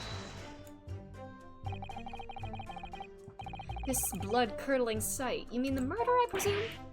Yes, sir. A loathsome sight. No one should have to witness the horror in the eyes of a man the moment his life is taken. well, not exactly, sir. I mean, I didn't actually see the exact moment the gent was stabbed. What? Good gracious, really? We have another witness who did, however. The banker has already testified to it. But Mr. First didn't actually see the point at which the victim was killed. That may turn out to be very significant. I heard the banker gent next to me take a sharp intake of breath, see? That's when I looked through the glass. That's when I saw that horrible blade poking out from his belly, all covered in blood. Every time I see a knife now, I can't help screaming, even when I'm eating. Then juror number 3, is he like freaking you out? Does he scream at juror number 3? Yeah, it's terrible. I didn't see it. It was terrible. But yeah, this is a Twitter review of a TV show, yeah. I tell you, I saw Mr. McGillis stabbing that man. Everything I said before stands. Would maybe the ledger having something to do with that? So you saw the defendant, Mr. McGillis, stabbing the victim, Mr. Mason, who was sitting next to him. That's what I said, isn't it? It was bothering me before, this was. For just a brief moment, he hesitated before answering the question. It's Francis from Super Paper Mario. That's one of the little pixies, right? There was only the 2 of them inside the carriage, wasn't there? There has been much talk of a 5th passenger, but as yet 0 evidence. Then what are we wasting all this time for, eh? It's black and white. The man's guilty. Pixels, that's it. It's been a long time since I played it. And Francis is a lizard. Oh, is he like the giant red lizard? Yeah, Tippy. He's the yeah, get him! Get him, Ryunosuke! It just jars with me. I wish I could work out what it was. That's Fractale. Okay, it has been a long time since I played this game, okay? You think. Earlier, you testified that you saw the moment when the defendant allegedly stabbed the victim, didn't you? Oh, yes, that's right. You said that the victim was on the floor and described the assailant holding the knife in an ice pick grip. I suppose I might have, yes, put the cart before the horse, maybe. The guy with the cat made robots. Oh, I know now. Oh god, Francis. Probably the closest thing to incel core that I saw as a kid.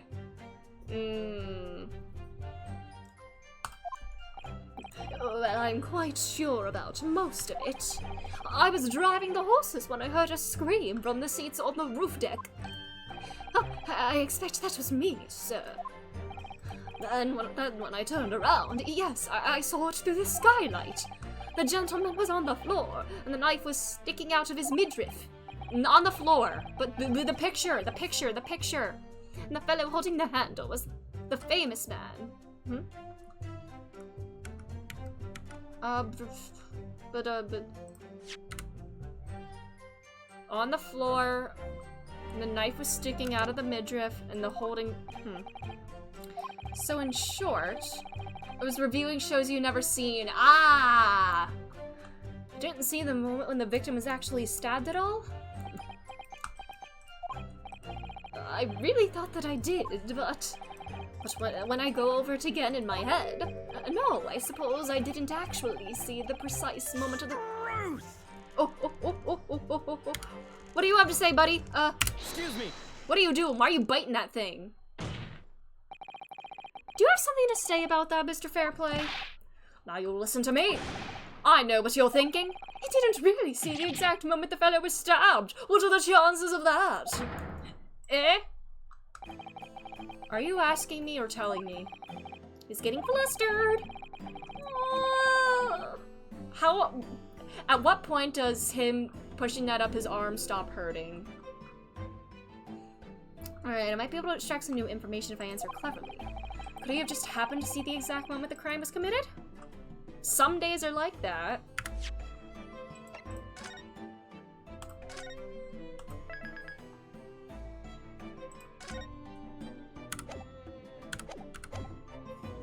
I'm gonna say no chance. Well, it is a little hard to believe, certainly. Unless you spend your time peeping through a skylight on the top of an omnibus, that is. Peeping? I'm a respectable city banker, I'll have you know. And I know what I saw. I remember it as clear as a Ballarat day. It was a grim scene, I don't mind telling you. Thank you, Mr. Fairplay. Oh, excuse me if I was getting a little hot under the collar there, my lord. I would ask you to supplement your testimony with a clear statement about what exactly you saw. Oh, I can do that, all right. I'll tell you just how grim it was. Grim enough for the Reaper. Blood-soaked hands. Are you talking about bare hands? Hold it! Because we got some gloves. Blood-soaked? Ah, well. Perhaps soaked is laying it on a little thick, but anyway, there's definitely blood all over them. Both of them were covered in it. No, they were not. Gloves. And you saw that from the roof through the skylight? Well, the skylight's reasonably large, so I had a pretty good view. And there was a lamp on the inside of the carriage as well, so I'm quite sure of what I saw.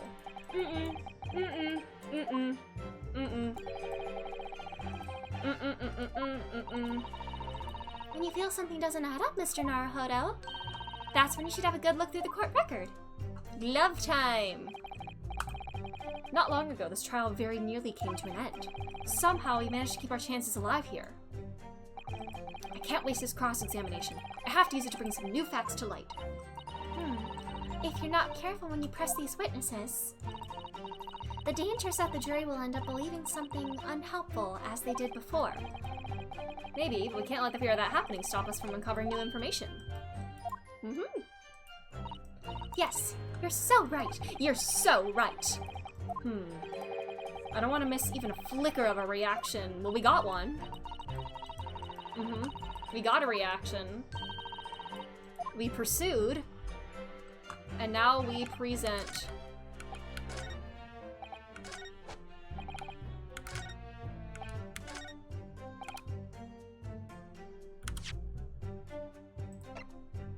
Objection!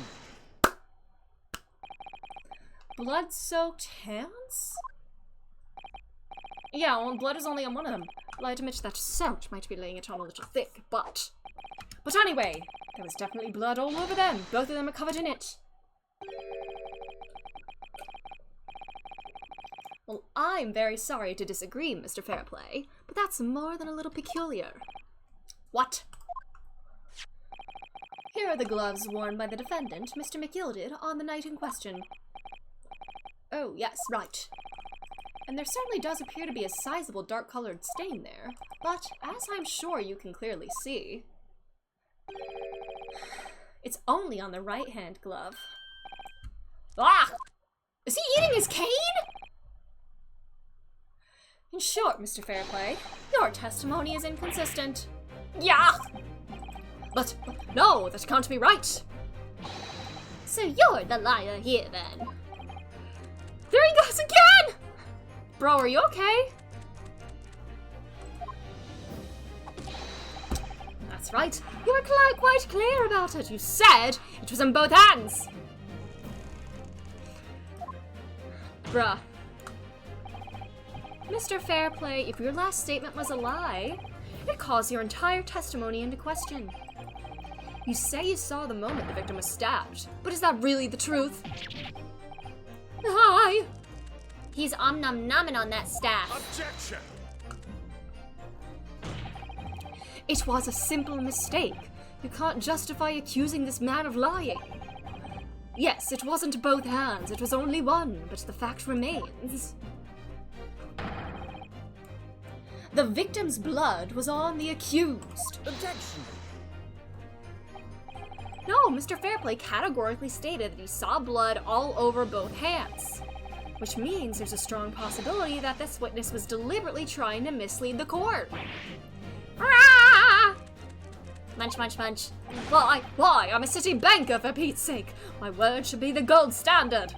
I'm a gentleman, not some gutter snipe. Upstanding members of society don't prevaricate. He's claiming to have no reason to lie. His name is in the ledger. If he had some evidence to explain why Mr. Fairplay might be lying, it could turn the tide in his trial completely. He wants this man Yep. He wants... I have evidence. He wanted to pin this crime on, McGilded to get him executed and get his debt wiped out, I'm guessing. The defense is ready to present evidence. By Jove, are you sure? Yes, evidence that will clearly demonstrate why Mr. Fairplay had a reason to lie in his testimony. Rawr! Very well. I hereby call on the defense to present its evidence. Take that! This is a list of debtors who owe money to Mr. McGilded. Yes, a list of innocent victims crippled by the accused's extortion. The point is, among the names of these debtors is your name, Mr. Bruce Fairplay. Oh, what? Mr. Fairplay, are you currently indebted financially to the accused? No, well, it's barely worthy of being called a debt. According to this ledger, you owe 20 guineas. Not an inconsiderable sum of money, wouldn't you say? Ugh! Well, what of it? Let's suppose Mr. McGilded were to be found guilty of murder. Sorry for the yawn. What would become of your debt in that case? These documents state that the loan agreement is forged between two individual parties. Therefore, for the creditor, the defendant here, to be sentenced to a capital punishment, all outstanding debts which were owed to him would be annulled. They would cease to exist. Cease to exist? Murder? How trite. Mr. Fairplay, is it not the case that you claim in your testimony to have seen something you never in fact saw, in a devious attempt to annul your debt of 20 guineas to the defendant? Ugh. Ah! He's really munching on that thing. Order! Order! Order! Mr. Bruce Fairplay? Yes, Malach! Let me ask you again. And be aware that your answer may have most serious implications on your future, sir. Oh my god, you also, not one, but two perjurers in the court today? Are we gonna make it a hat trick with the hat man over here? Oh! Did you, or did you not, see the precise moment in time at which the defendant is alleged to have thrust a knife into the victim? He is tweaking. Your silence speaks volumes. You did not tell the truth in your testimony. All right, now let's not make a melodrama out of this. Perhaps I did overstate the truth a pinch. A pinch? But it makes no difference. I definitely remember seeing blood on on McGilded's hands, both of them. And yet, only one of the defendant's gloves, which we have here as evidence, is stained. So you keep saying. Which case is this? Hogu, welcome. This is the third case of the first game. How are you doing? I wonder if I might be allowed to speak, sir. Go ahead, Mr. First. Well, the thing is, I think I remember seeing it myself as it happens. Seeing what? The blood, sir, on the assailant's hands. I think, yes. I'm almost sure that it was on both his hands, not just one. What? What? Dead. Would appear that we're going to need further testimony from all you witnesses. This time, I would like to know precisely what you did and what you did not see. I like this judge seems to like actually kind of have like a decent head on his shoulders. That's the power of Santa. Like, he's actually kind of getting fed up with the witnesses here. Do I make myself perfectly clear? You will be on the naughty list if you do not comply. Yarsh! He said yarsh! Mr. Naruhodo, this is good news. The course of the trial seems to have shifted slightly at last. Santa has the angry eyebrows. I might finally have a chance to turn things around here.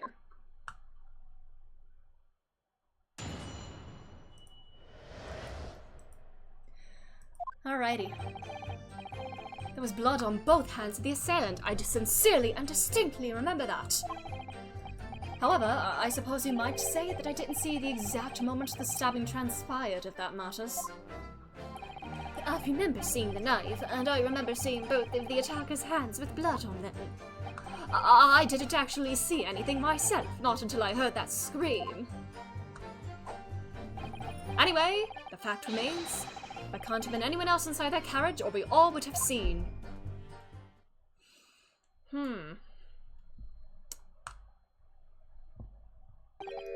Well, lo and behold, in truth of fact, not one of you was witness to the crucial moment the crime was perpetrated. I apologize, my lord, but honestly, there was no one else inside the carriage, and the man's hands were covered in blood. That much incriminating evidence is tantamount to saying we saw the man do it! That's really not what testimony is about. Let us examine the interior of the omnibus once more. The victim's fresh blood is clearly visible on the seat, corroborating the witnesses' accounts. In other words, there is no substantial nor significant change in the facts of the case. Very well. No cross-examination, please, counsel. Yes, my lord.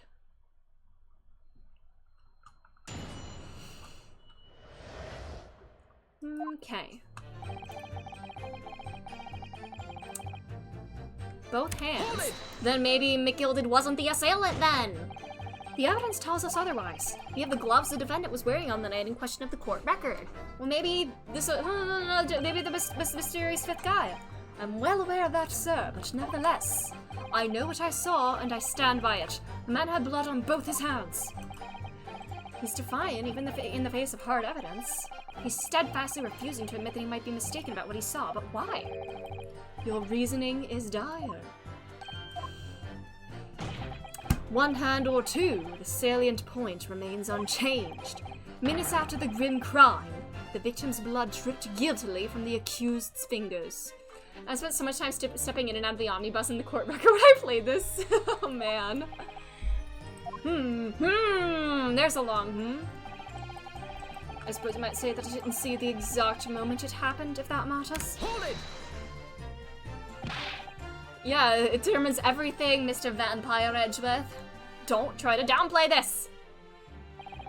Whether or not you saw the exact moment of the crime is a matter of fundamental importance, as you know. But, for crying out loud, we all know that no one else could have possibly done it! I was just trying to save us all some time! You have a loan of 20 guineas outstanding with the defendant, do you not? How do you hope to release yourself from that financial burden by ensuring the defendant was found guilty? That's not entirely not what I was hoping for. I just lost a little guinea or 10 when I backed the wrong horse in the derby, that's all. I was going to win it all back. There's a fixture this weekend, that's a sure thing. A little guinea or 10? I'm a banker, no one bats an eye if I borrow a little spending money for the weekend. This is probably the most sensible judge I've seen in this series so far. I think you may have revealed rather more about your character than you bargained for, sir. This witness's scruples are not on trial here. Proceed to the next witness. Is that really how it's supposed to work? So, the knife and both hands with blood. Hold it! Maybe the attacker with blood on both hands really is a secret fifth person. You definitely saw that too? Blood on both hands? Yes, sir. I mean, I know what you're going to say. Only one of Mr. McGild's gloves has any signs of blood on it. This time in the game, it says he's probably also the youngest judge. True, yeah. He's mentally preparing himself for a future embezzlement case. Man, give Santa a raise. The thing is, as far as I remember, sir, when I looked down and saw Mr. McGilded sitting beside the other fellow, I don't believe he was wearing any gloves, sir. He wasn't wearing these gloves? That's correct, sir, and I saw the blood on both his bare hands quite clearly. It's true that the dark-colored stain on the dark-colored gloves wouldn't have been easy to see. I should point out that the police officer who apprehended the accused on the night in question reported that there was no trace of blood on Mr. McGilda's gloved hands. There wasn't blood on his hands then. This is puzzling indeed. Yeah, you can have blood on both hands and then put on the gloves, only getting blood in the first glove. True. I didn't actually see anything myself, not until I heard him scream. You didn't see anything? Oh, yes, sir. That is to say, no, sir, I didn't. Very sorry about what I said before, sir. Very sorry, yes. It was very wrong of me to make up stories and say I saw him stab the man. Wouldn't you agree, sir? I know what you're insinuating, but I certainly wasn't making up stories. Still, to say you saw nothing isn't right either, is it? No, sir. I saw nothing at all. Mr. Beppo, you were driving your horses. At the very least, you must have enjoyed a good view of London streets, no? Yeah. According to the autopsy report, it was between 10 and 11 p.m.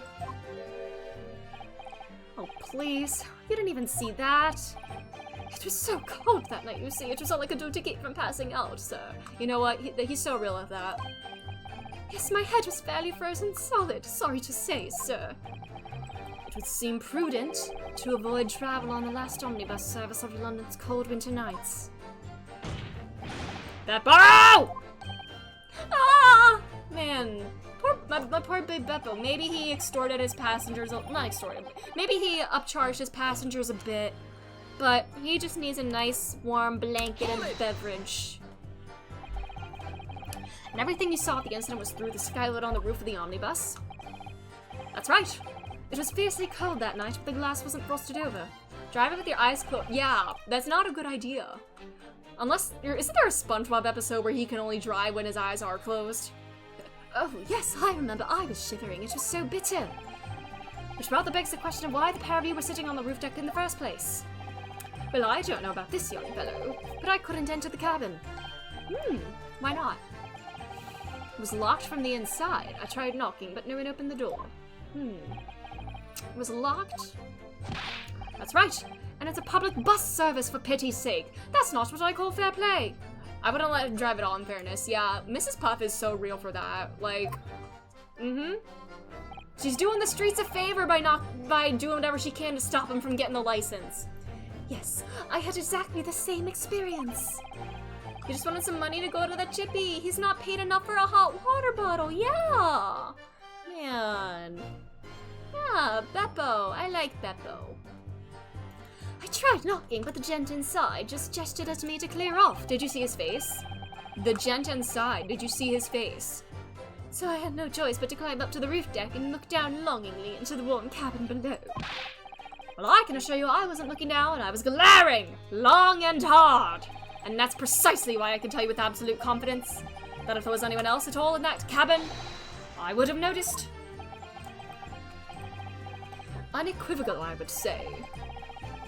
Not sure about these two witnesses. Could they have really seen everything inside the cabin through the skylight? They might not, depending on the angle, yeah. Long and hard, yep. Allow me to confirm one thing. You were riding on this omnibus and witnessed the events in the cabin through the skylight in the floor of the upper deck, is that right? That's right, yes. In that case, there is a portion of the cabin interior that would have been out of sight from you. What? By golly, really? Obviously, at this stage, we can't say for sure.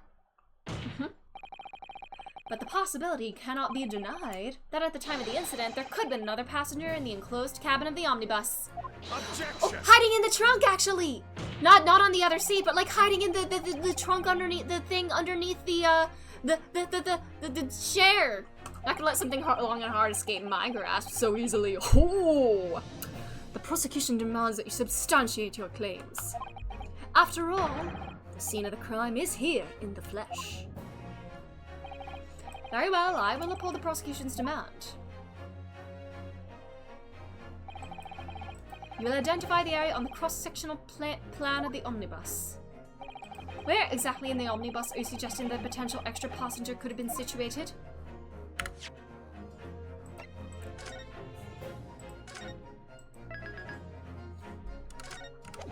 I mean, if you're sitting here, you wouldn't be able to see directly below you, right? Your line of sight would be like down to here. So, oops, oopsies. Take that! Both rows of seats on the roof face in the direction of travel, whereas the seats in the enclosed cabin face each other, which means the visible part of the cabin, which passengers on the roof deck can see through the skylight, is as I've drawn here. That's right, my lord. As you can see, the seat opposite the one on which the victim and his attacker were sitting is obscured from view. In other words, if someone had been sitting on that seat, it's quite possible that these witnesses would have been completely unaware of it. Rah! Aw, he shipper!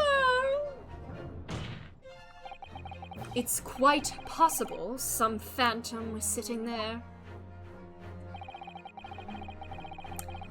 You Nipponese have a forbidding habit of obscuring the truth and ambiguity. Alright, another one for the counter.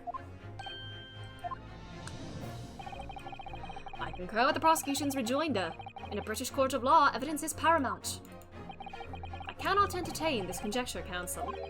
That is, unless you're able to put a name to this mysterious passenger to whom you allude. Oh. Oh, are we supposed to have a name? A fan of the opera variety? Ooh, give him a little mask.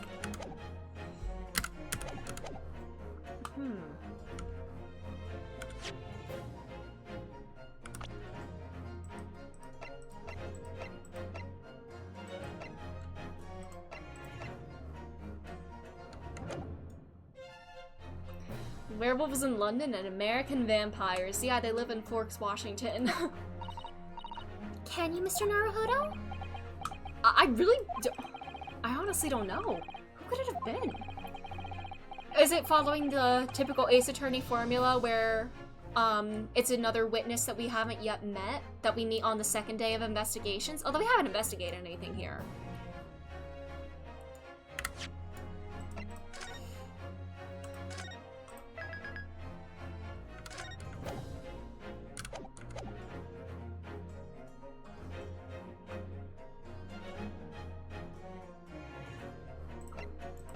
It would be Mr. McGilded, actually, who was sitting out of line of sight.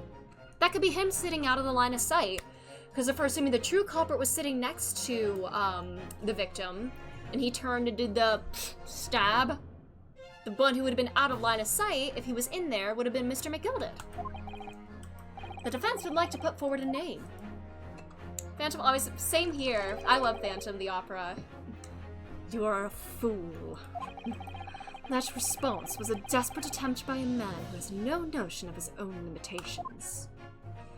Where did you get a new chalice? That's not the same hallowed chalice, is it? That is a false, blasphemous imitation. A toast to hard lessons not yet learnt. Let us not delay, counsel. The defense is still detaining the passenger in the other seat. This could be it. This could be the chance I've been waiting for and turn the trial in my favor. On the night of the murder, the person occupying the seat in the omnibus cabin that was obscured from view was... Take that! him! He was in there, but he wasn't, yeah. I've the film version had Gerard Butler. I've not seen the, oh yeah, I'm not seeing the movie, but I've seen, the touring version of the musical a couple times. He keeps him under the prosecutor's bench! Yeah, he has like an infinite supply of hallowed chalices. Has to have been Mr. Magnus McGilded. Mr. McGilded? What are you talking about, counsel? That's the name of the defendant, exactly. Objection. Look at that gamer posture.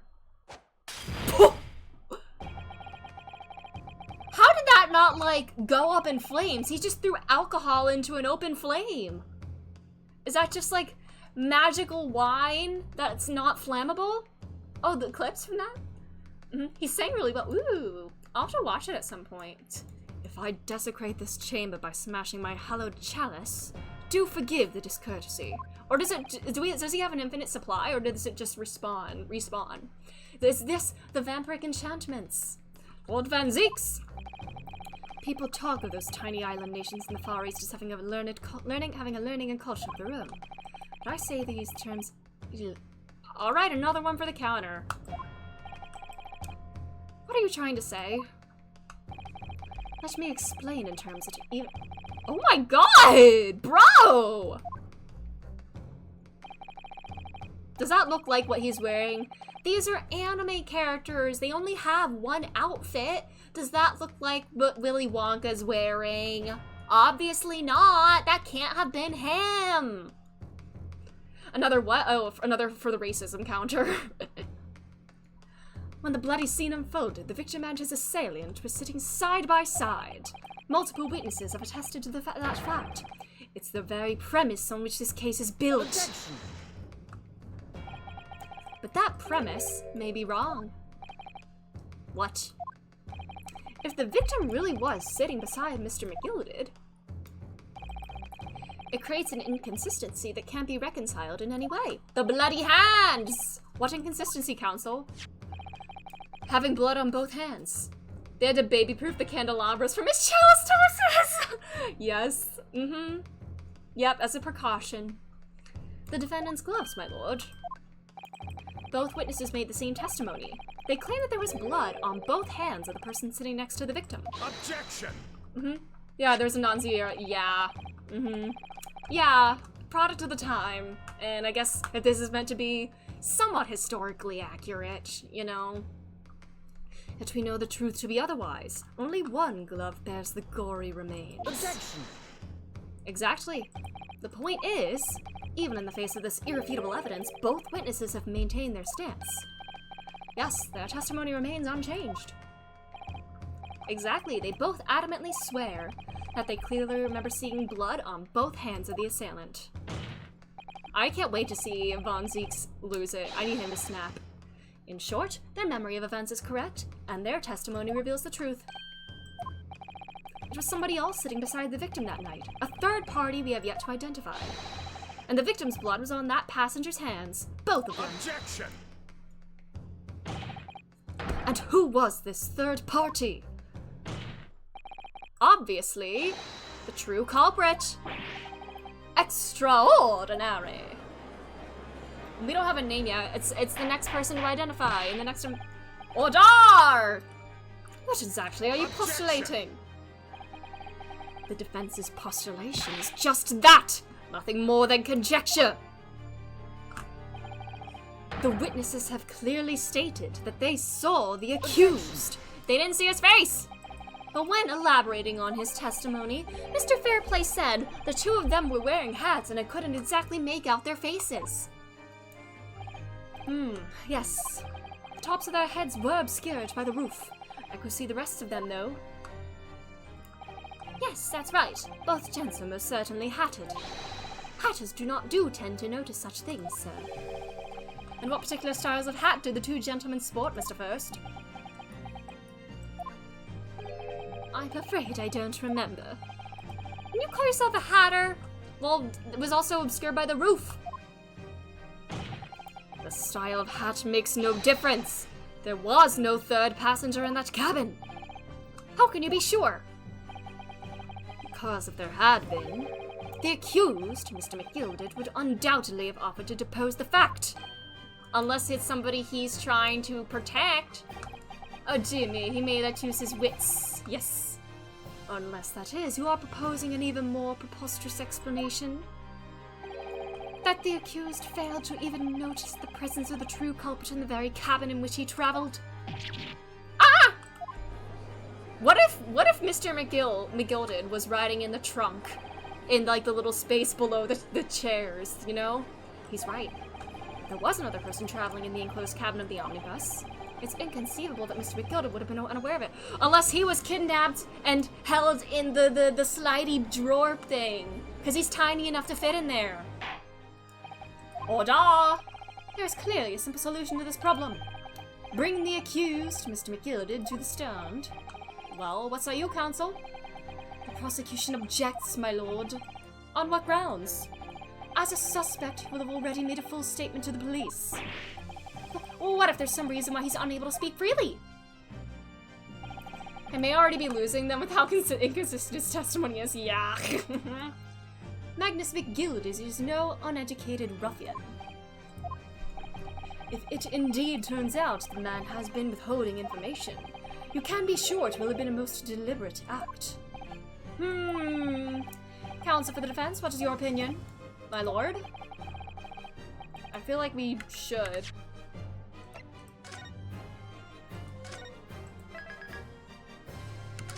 I feel like maybe we should do that.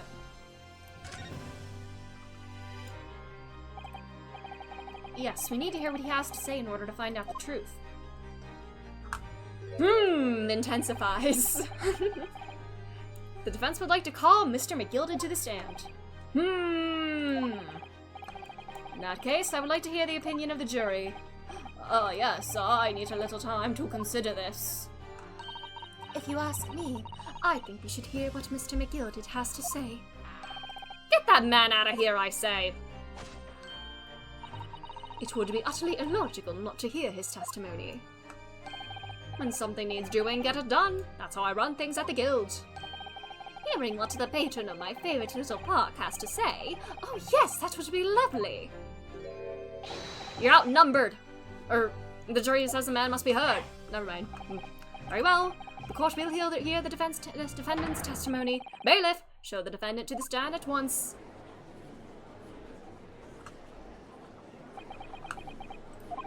Now, maybe what actually happened that night will finally become clear. Alright. Big fan of how Van Zeke's point goes from with the K-bond to like the back one. I know, look at that. Also, genuine question about how long, is there another part to this trial? Or am I entering like the last part? Because it is getting kind of late and I kind of would like to wrap things up. But if there's like quite a bit left in this whole episode, I'll probably pause and then continue this tomorrow. Because this feels like a good like pause point, I guess. Because it is getting kind of late. So how much longer would you say this case is? Do I have quite a bit to go?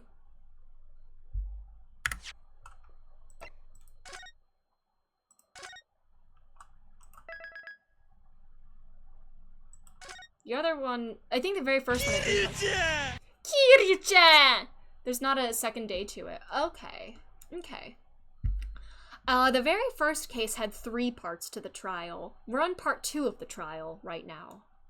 But if there's a part 3, I don't know. We'll just pause there and continue it tomorrow. Cause I think that's a good place to pause it. It's getting a bit late for me. We'll finish this episode tomorrow, it seems. So yeah, we'll do that tomorrow. Once again, saving again. Always saving. But yeah, there's probably a part 3, yeah. Even if we're close to part 3, like, it is kind of late, so it's late for me. So we'll pause it there for tonight. We made some progress. My boy Kazuma. Still feeling a lot of things with that, but I wonder who this mysterious 5th person could be. What if it is the Supreme Justice himself, the British lady?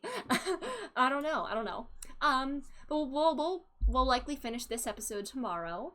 Thanks again. Also, question, yes, it's Mukuro Ikusawa, yeah. But thank you all for being here. Did I ever watch the animation? I didn't get around to it yet. I've been busy between like editing, practicing voice stuff and everything, trying to do some like productive things. And yeah. I really will get around to it. But yeah, that's where we will end it for now. Continue this tomorrow. Thanks again for being here. Have a great rest of your day.